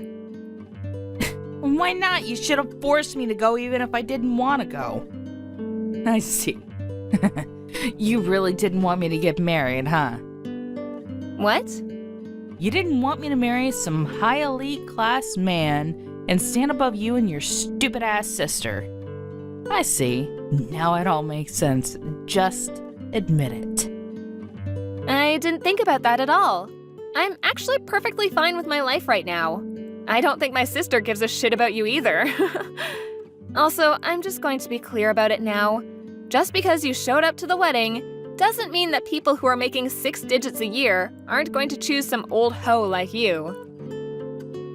What the hell are you talking about? Of course they're going to choose me. I'm the most beautiful woman in town. I'm so popular. I'm still in the beauty team for the town. You were released from the beauty team. You're just a drugstore clerk now. Besides, the whole thing about being the most beautiful woman in town, that was when you were in elementary school. Are you seriously talking about something that was true 30 years ago? Oh, shut up. You just don't understand. My appeal is incredible and everyone loves me. Whatever. Just introduce me to your sister's husband. Huh? I'm sure you have his contact info, right? Tell me right now. I'm so much more woman compared to your younger sister. and I'm gonna let him understand that. Okay, now you're really not making any sense. You can't find a good job and you're almost 40. You're literally stealing and mooching off your parents' retirement. What are you talking about? I am not almost 40. I'm only 37. Also, my sister has already left for her honeymoon. They're apparently traveling around Europe now. I'm not going to tell you any contact information. And from now on, we will be stopping all financial support for you. After you being that rude, we have no choice but to cut all ties. I don't want you to try to make any weird moves towards my sister's husband anyways. Now, hang on about the money. You don't have to be that rash, right? I'm sure some six-figure-a-year good-looking dude will find you, right? Keep dreaming, dumbass.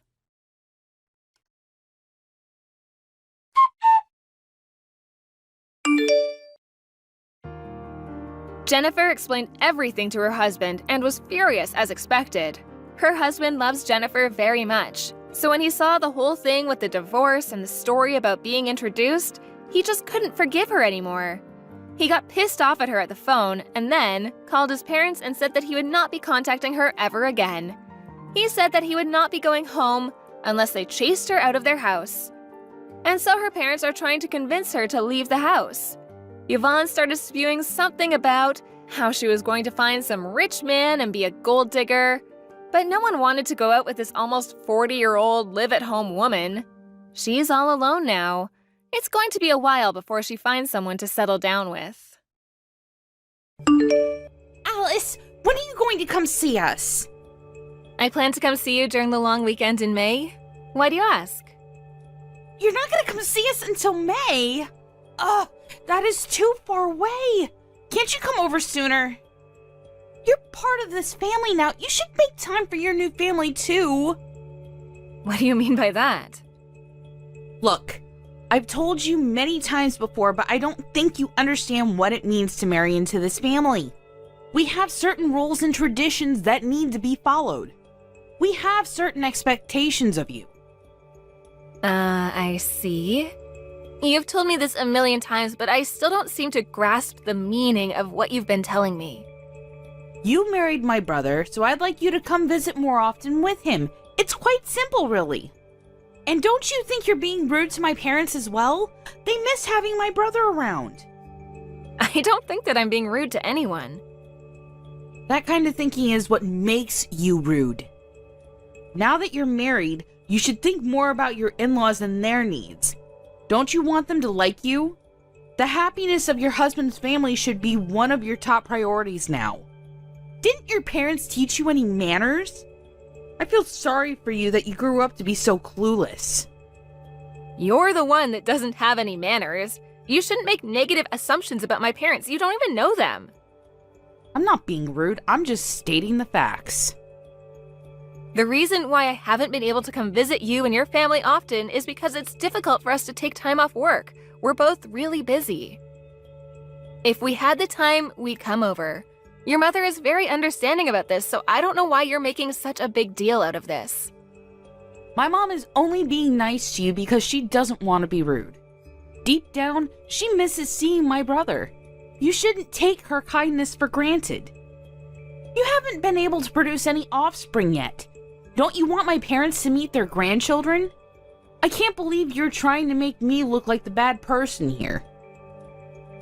I'm not blaming anyone for this situation.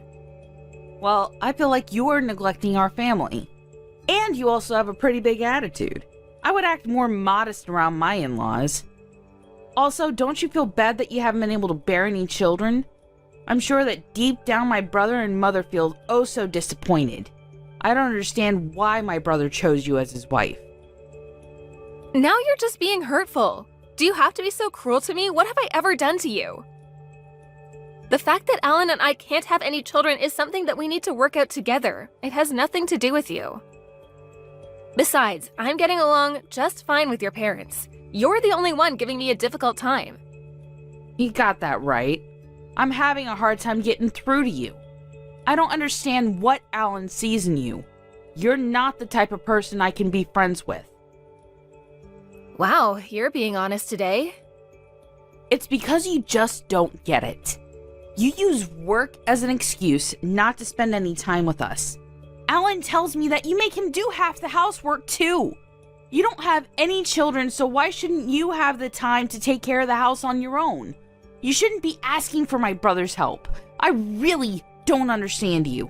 I feel sorry for your parents too. They have a lousy daughter. What's it to you? Why do you care so much?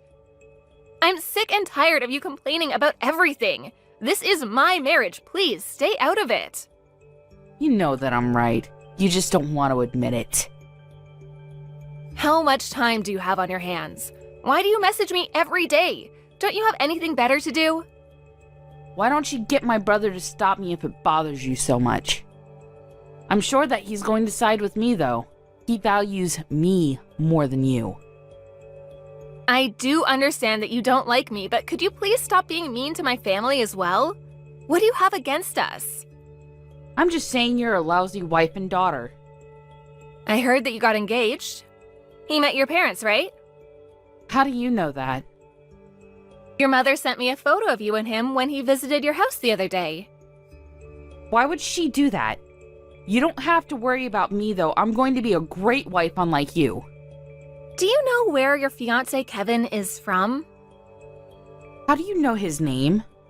It's very creepy of you. I don't want Kevin to meet you ever. You're an embarrassment to my family.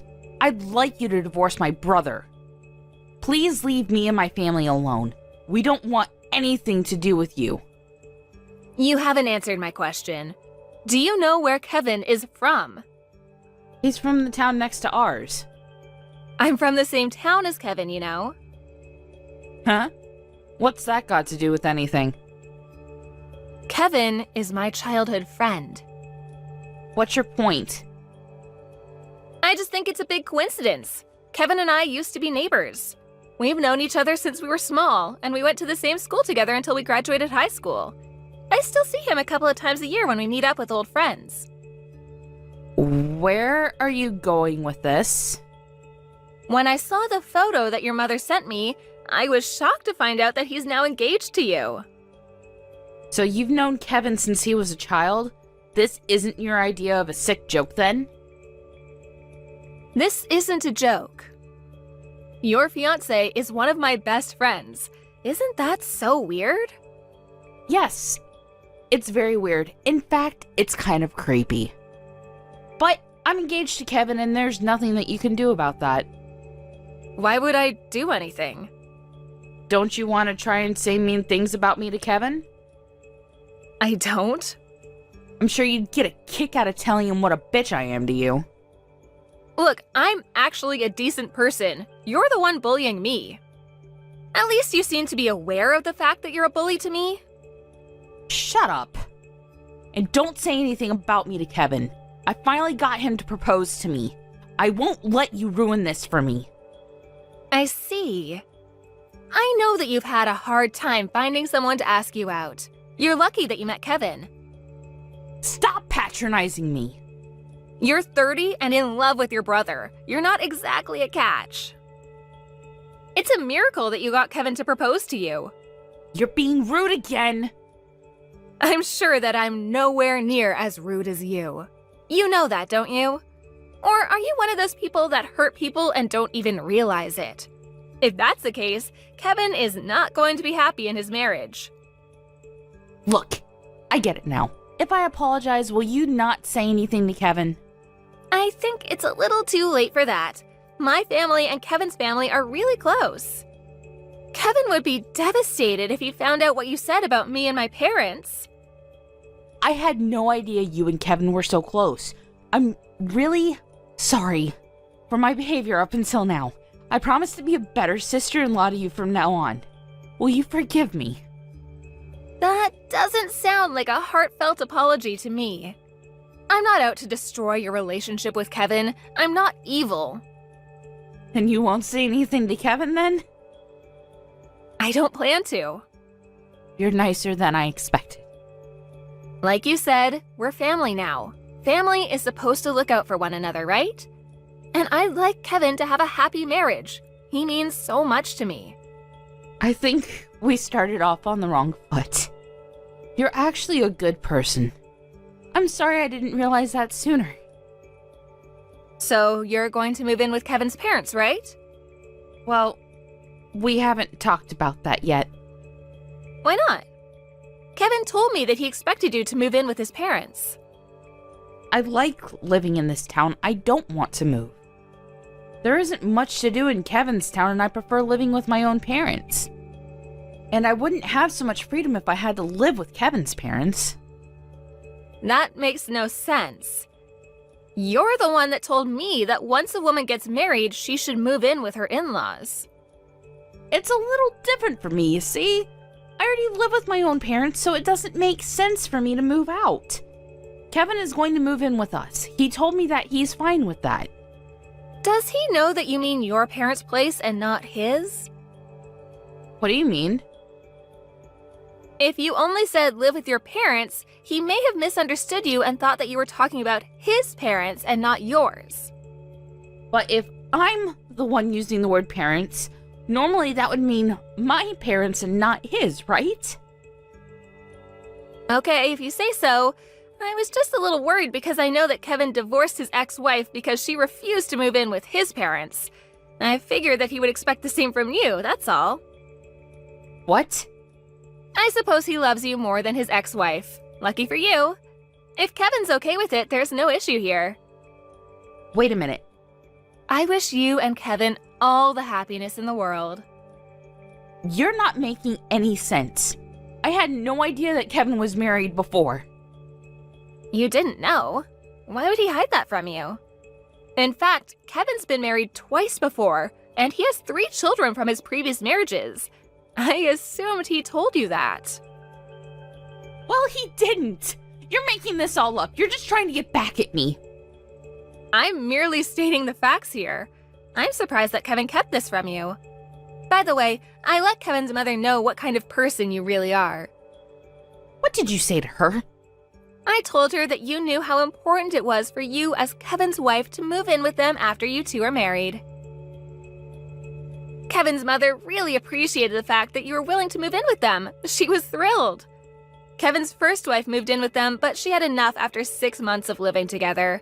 And Kevin's second wife was resistant to moving in from the beginning. She's so happy that Kevin met you. This is the first time I'm hearing of this. Kevin didn't say a word to me. I am not going to move in with Kevin's parents. I guess you should say that to Kevin and his parents because they seem to think otherwise. But if you tell them how you really feel, Kevin may rethink his marriage to you. Is that really what you want? I mean, you were so desperate to get married. I can't see you meeting another man anytime soon. I am not going to live with Kevin's parents, but I can persuade him to still marry me. I'm sure that he'll understand where I'm coming from. Are you sure about that? Kevin's really old-fashioned in his way of thinking. And he loves his mother too much. He probably loves her more than he loves you. The two are inseparable, so I think that you'll have a hard time persuading them. Really? I didn't know that Kevin was so close to his mother. What am I supposed to do then? Also, I had a chat with Alan. I showed him all the messages that you sent me up until now. Why would you do that? I was angry, and I wanted him to know what you were doing to me. We both don't intend on coming over to your parents' house as long as you live there. And you won't be hearing from either of us again. Why is Alan upset with me too? He's upset because you don't know how to be nice to me. He used to love you, but after he saw how you were treating me, he was pretty upset. If you decide to move in with Kevin's parents, we can go see your parents whenever we want to. Don't you think that moving in with Kevin's parents is the best thing for everyone in this family? Please ask Alan to forgive me. My mother will be upset if she finds out that Alan's angry with me. This is your mess. You need to figure out a way to fix this yourself. Say hi to your new mother-in-law for me. Please don't message me ever again. Bye! Karen explained to Kevin that she wanted to continue to live with her parents and she asked him to move in with her. Kevin didn't want that because he didn't want to be separated from his own parents. Kevin told Karen that he would call off their engagement if she didn't agree to live with his parents, and if their engagement were to be called off, he would be asking her to pay him alimony. In the end, Karen ended up marrying Kevin and putting his needs before her own. But things didn't go so well for Karen. She found it tough and miserable to be living with her in-laws. On top of that, she saw that Kevin had to use a majority of his earnings to pay for child support for the children that he already had with his previous 2 wives. That didn't leave much money for Kevin and Karen, and so they were forced to live a frugal life. Also, Kevin cared a great deal for his mother and didn't pay much attention to Karen, which left her feeling very lonely. I guess karma gave Karen what she deserved in the end.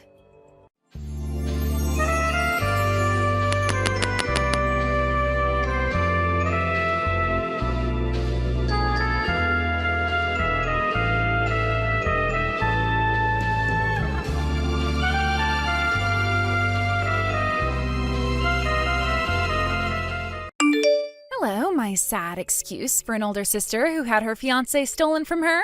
How have you been doing? I have been blessed with a child, and I am living a lovely life with my husband. But this time it looks like my husband and I are going to be moving back home with Mom and Dad. Could my sad excuse for a sister who no longer has anyone that loves her leave their house, please? Huh? Wait, is that you, Abby? Didn't you run away and never want to talk with me ever again? Wow, what a fun reaction. Are you shocked to finally be getting a text from your sister you haven't seen in years? Good to hear. And it's great that I'm able to chat with you again. You think this is great? Tell me right now where you ran off to and what you've been doing. The last thing I remember of you is you coming into my wedding and running off with my fiancé. What the hell have you been doing? Hey, calm down, Cassandra. That happened 2 years ago. Don't tell me you still hold something like that against me, you stupid woman. I don't think there's anyone who wouldn't hold that against you after 2 years.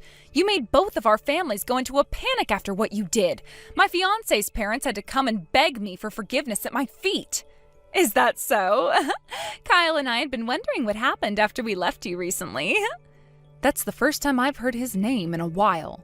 Do you have any idea how many people you guys pissed off after running away from the wedding like that? You think we cared about all of them? We were both young at the time and didn't really care what others thought. I get that Kyle had to run off with me on the day of your guys' wedding, causing quite the stir, but he was always wondering if he really wanted to get married to you or not. Did you notice that about him at all? I don't care what the reasoning was for it, what you both did was completely screwed up and something none of us will ever forget. Don't tell me you understand that, but still want to come back and live with Mom and Dad. Well, come on now.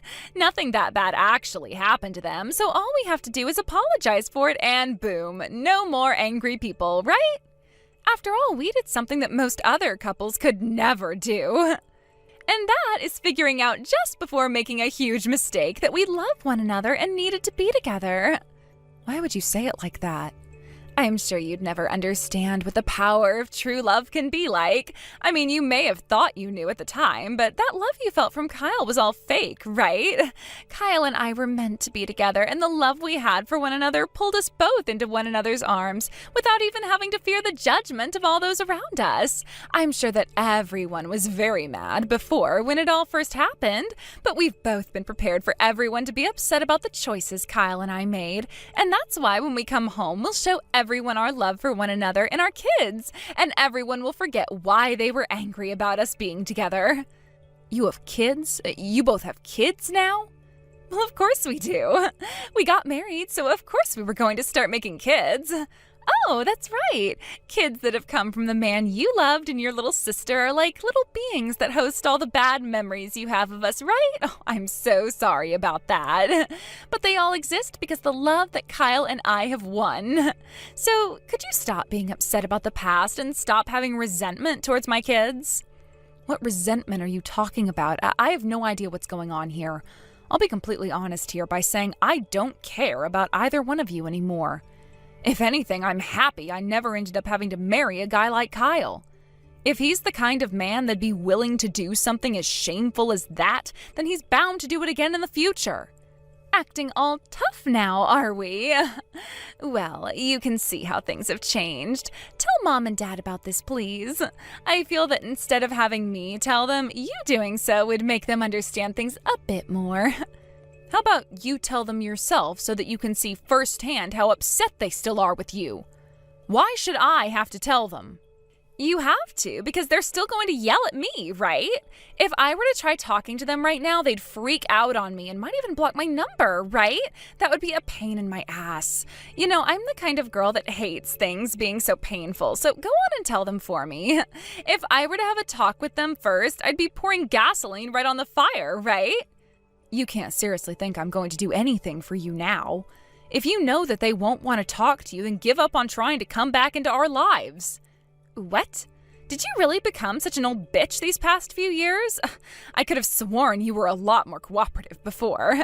But now you're acting like I need to figure everything out on my own here, when I'm the one who's going to be attacked by everyone.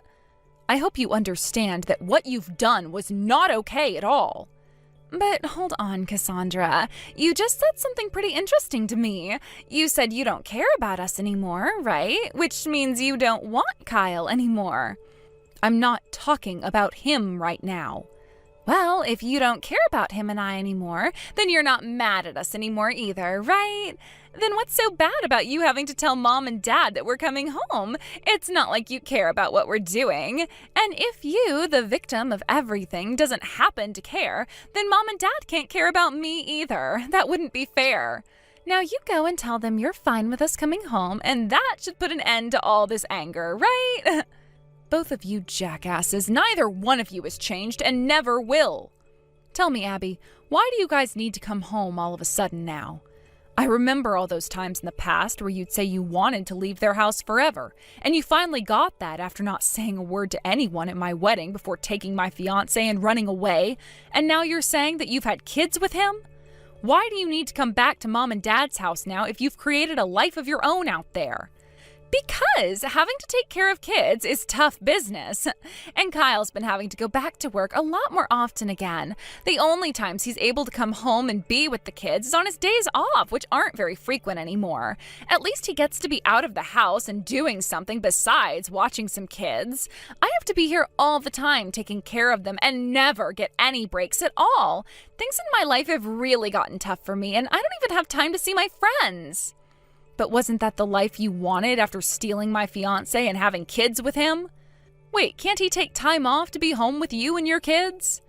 In order to run away with me at your wedding, he made sure to quit his job at that last company. He only just joined another company 1 year ago and can't be seen asking for any time off just yet. That's why I've ended up acting like a single parent at home. But I'm still very young and want to go out and play more. But you both chose to have kids right after getting married. What did you think would happen after that? You'd just get to leave them at home and go back to playing again? That's why I've been thinking it'd be a good idea to have Mom and Dad look after them for me. Then I wouldn't have to send them to daycare while I go out to play, and that would give me more time and money to go out and do the things I want to. And you think Mom and Dad are going to want to hear such selfish reasoning as that? They've both already had their time as parents raising you and I, and so they're finally enjoying themselves now in all their free time. You think you can say that when you've been living with them this whole time? They don't get to have any free time still because they've been having to take care of their pathetic older daughter who lost her fiancé to her little sister and has been a parasite at home ever since. Huh? Even if that was the truth, you wouldn't feel at least a little bit sorry for what you've done? What? Honestly, I haven't thought about what I've done to you guys at all. After all, it's not my fault you and Kyle didn't communicate more before having that wedding. I just happened to be a better person for him, and he realized that last second. If anything, you should be blaming yourself for not being good enough for him. Are you really saying that right now? If that's what you think, then you really have forgotten your humanity. I don't think there will ever be a day where you and I can be in the same room together with one another. Well, it's not like I was hoping to be around you any. You're just a sore loser whose words fall onto deaf ears. Excuse me? Ever since you've lost your man to me, you've been living the sad life of a shut-in at Mom and Dad's house, right? Don't worry, though, because we're still coming to put an end to that sad life for you. I'm bringing my husband and kids over to live there, and a loser like you can get lost for good. So you're asking me to go tell Mom and Dad that you're coming home, and then you're going to kick me out? What the hell? Don't worry, I'm not asking for you to leave their house right now. Let me see here. I'll give you 1 month to get out of their house for me. And it's not like you want to live in the same house as us, right? Would you like to live with Kyle and I while we make love to one another around you? Shut the hell up, Abby. Also, I think you're a bit confused about things still. I haven't been living with Mom and Dad recently. What? Is that so? If that's true, then things don't have to be this complicated anymore. So does this mean you're living all by yourself now as a lonely old woman? I'm living with my husband overseas at the moment. Huh? You don't have to lie to me, sis. Wow, you almost had me believing you there for a second. But there's no way a lie like that was going to work on me. I know someone as pathetic as you could never have a husband overseas. I don't need you to believe anything I say. By the way, I don't actually have any interest in you, Cassandra. So lying isn't going to do any good for you, okay? Anyhow, I'd like you to tell Mom and Dad about this for me. Please and thank you. Sure. Cassandra! Long time no see, huh? It's me! Are you doing all right? Have you finally stopped your sobbing and found yourself a better man? Kyle? Who the hell do you think you are talking to me again? Come on already. You don't have to be in shock over someone like me. You were just talking with my wife yesterday, right? We've been thinking of moving in with your parents here soon, so I thought that I'd just chat with you for a bit. Well, screw off then. You never once replied to any of my calls or texts after running off with my sister. Do you have any idea what you've done, Kyle? Ugh, so annoying. You've always been too serious for me. I found that great back when you and I were dating, but in the end I knew I couldn't marry a stick in the mud. You know that had nothing to do with me being serious. You just wanted my sister and never had the balls to tell me until our wedding day. Well, at least I was able to get the last laugh having your parents kissing my feet after they had to apologize to me for months. Oh, I heard about that from Abby yesterday, but like she'd been saying, that's all in the past now, right? You're just wasting time going on about all of that again. Also, you're just as much to blame for that, considering you couldn't make yourself more attractive to me. Sorry to say this now, but your little sister is way sexier than you, and even knows how to please a man in bed. Is that right? Then why did you even bother proposing to me or anything like that? At first, I really did want to make you my wife, all right? But look, on the day of our wedding, I realized that the only woman who was meant for me was her. She just looked so beautiful on our wedding day and even gave me a good kiss before I came out to see you. I had my hand around her big ass as we kissed and my other on the soft, peachy skin of her face. I'm sorry, but that's the kind of woman that stops a man's heart. When I came out and saw you on stage, I couldn't even tell where your back ended and your ass began. That's why I thought then was my last chance, and so I took it to be with Abby. In other words, you're into younger women with more attractive bodies. I'm not going to make any comments about that right now, but you should have figured that out a lot sooner before you proposed and had a wedding with me. You think so? It's hard being a man when you have to think about all the women you could be with. And for me, it took time before I could narrow down what kind of woman I really wanted. Does this mean that even now you have your eyes led away from Abby for an even younger and sexier woman? My sister's getting older now, and it's starting to show. I suppose I have been thinking lately about how her age is beginning to show, and ever since she had kids, those stretch marks are eyesores to me.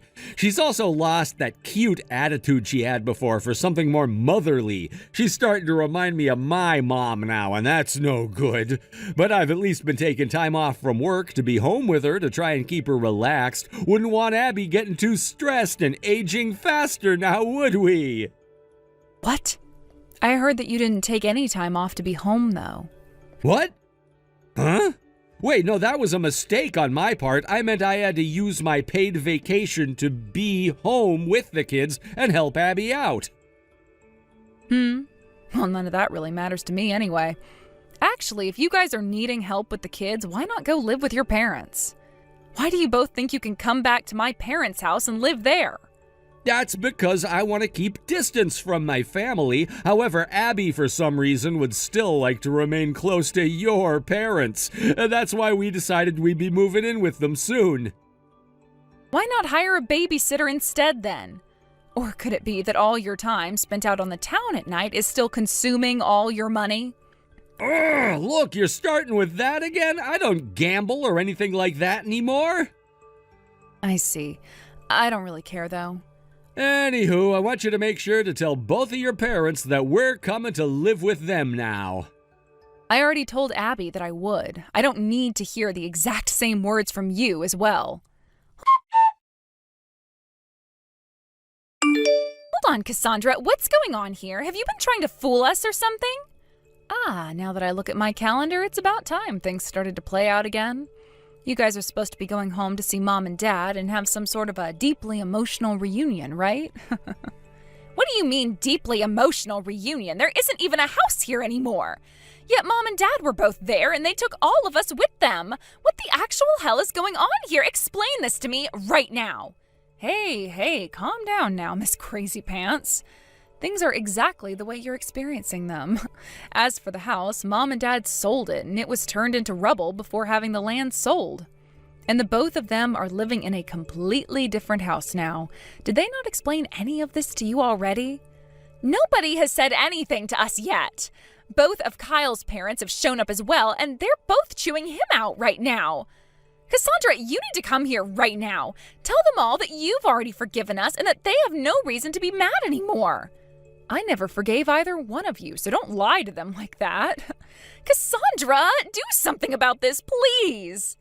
They're going to make sure that the both of you pay up for all those costs that had to be paid after you both ran away. Both of his parents ended up paying me in order to pay off the whole wedding, but they're going to want the money paid to them now by their son and you.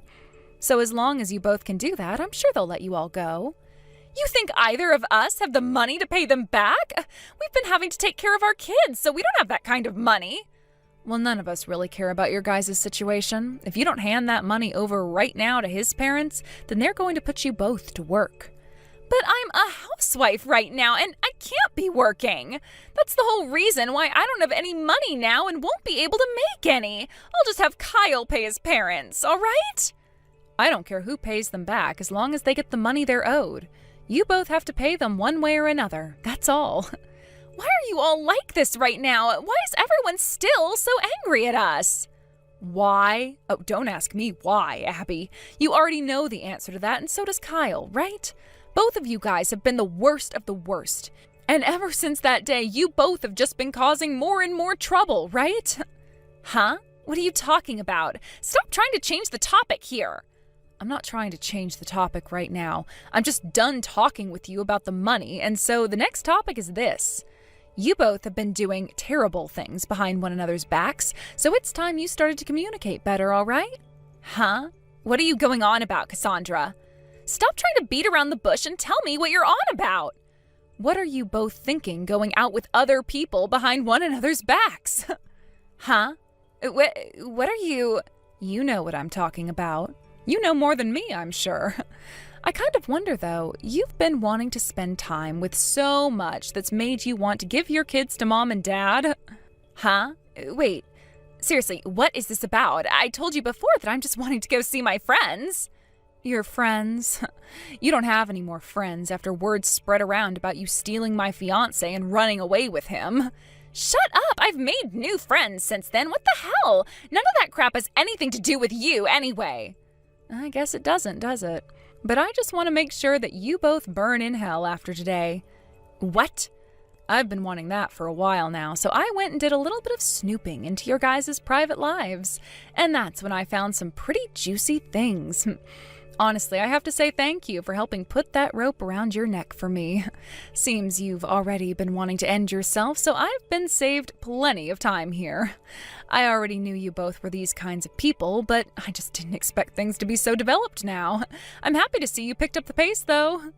Tell me what you've been talking about right now. I am tired of you beating around the bush about it. Tell me right now what you mean. Right now you have another man you're very close with who isn't Kyle, right? What did you think you were doing, leaving your kids with Kyle to go out and see him? Why do you know about that? Well, you made it very clear to me that you wanted to come back home to mom and dad so badly to have them take care of your kids that there had to be a reason for it. You said that reason was so you could have more fun, and that sparked an idea in my head. What if my little sister is trying to be with other men still, and that's why she needs someone else to watch the kids now that Kyle is back at work?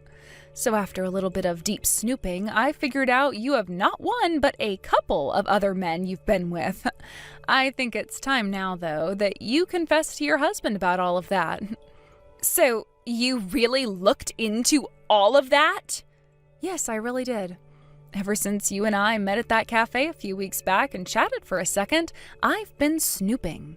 I thought things were off when you said you wanted to talk for a little bit after running into me there.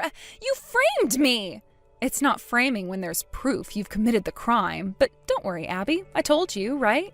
You both have been doing things behind one another's back with other people. What? So then, Kyle as well? Yes, that's right. I told you if he was willing to leave me for you at our wedding, then he'd be willing to leave you for someone else later on. Come on now. If that's the case, then we're both to blame, him and I. You can't say that one of us is worse than the other for that, right? We both can confess to cheating and move on with our life. I'm sure between you both, cheating on one another is fine, but what about your other partners? What? What does that mean? One of those men you've been with, he's married, right? And after finding that out, I learned the same applies to the other woman Kyle's been with.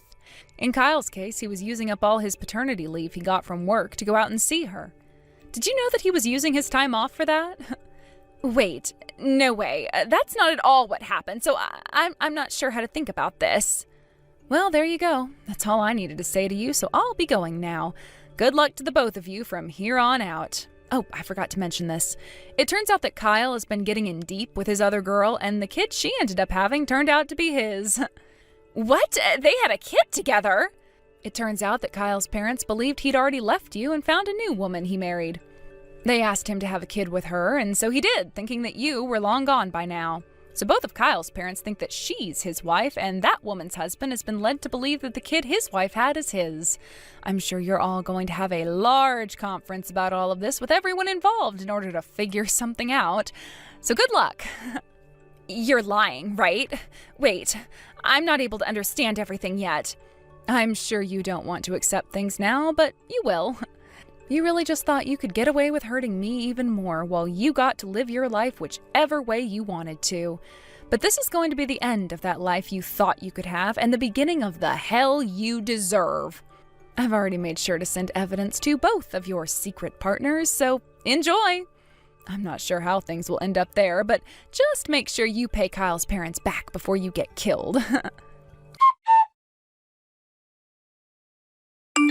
After being taken by both my parents and Kyle's parents, as well as having to learn that both of their secret partners obtained the evidence I sent them, they were forced to not only pay Kyle's parents for the wedding, but also pay massive settlements to both of the people they'd been with. Having both been completely destroyed by what had gone down, Kyle and Abby both wanted a divorce. But they wouldn't be getting it for some time, as they both had to spend at least a few months burning in hell. They both still had to figure out what to do with their two kids, and neither of them really wanted to take them in the end, having only made them on accident after countless times of unprotected sex. In the end, though, it would be Kyle being forced to take them in the divorce, as he had the money to care for them and a better chance. Abby was still without a job, and considering that she made it very obvious to everyone that she was less fit to be a mother than Kyle a father, the judge ruled she could not have them and would be forced to pay Kyle child support.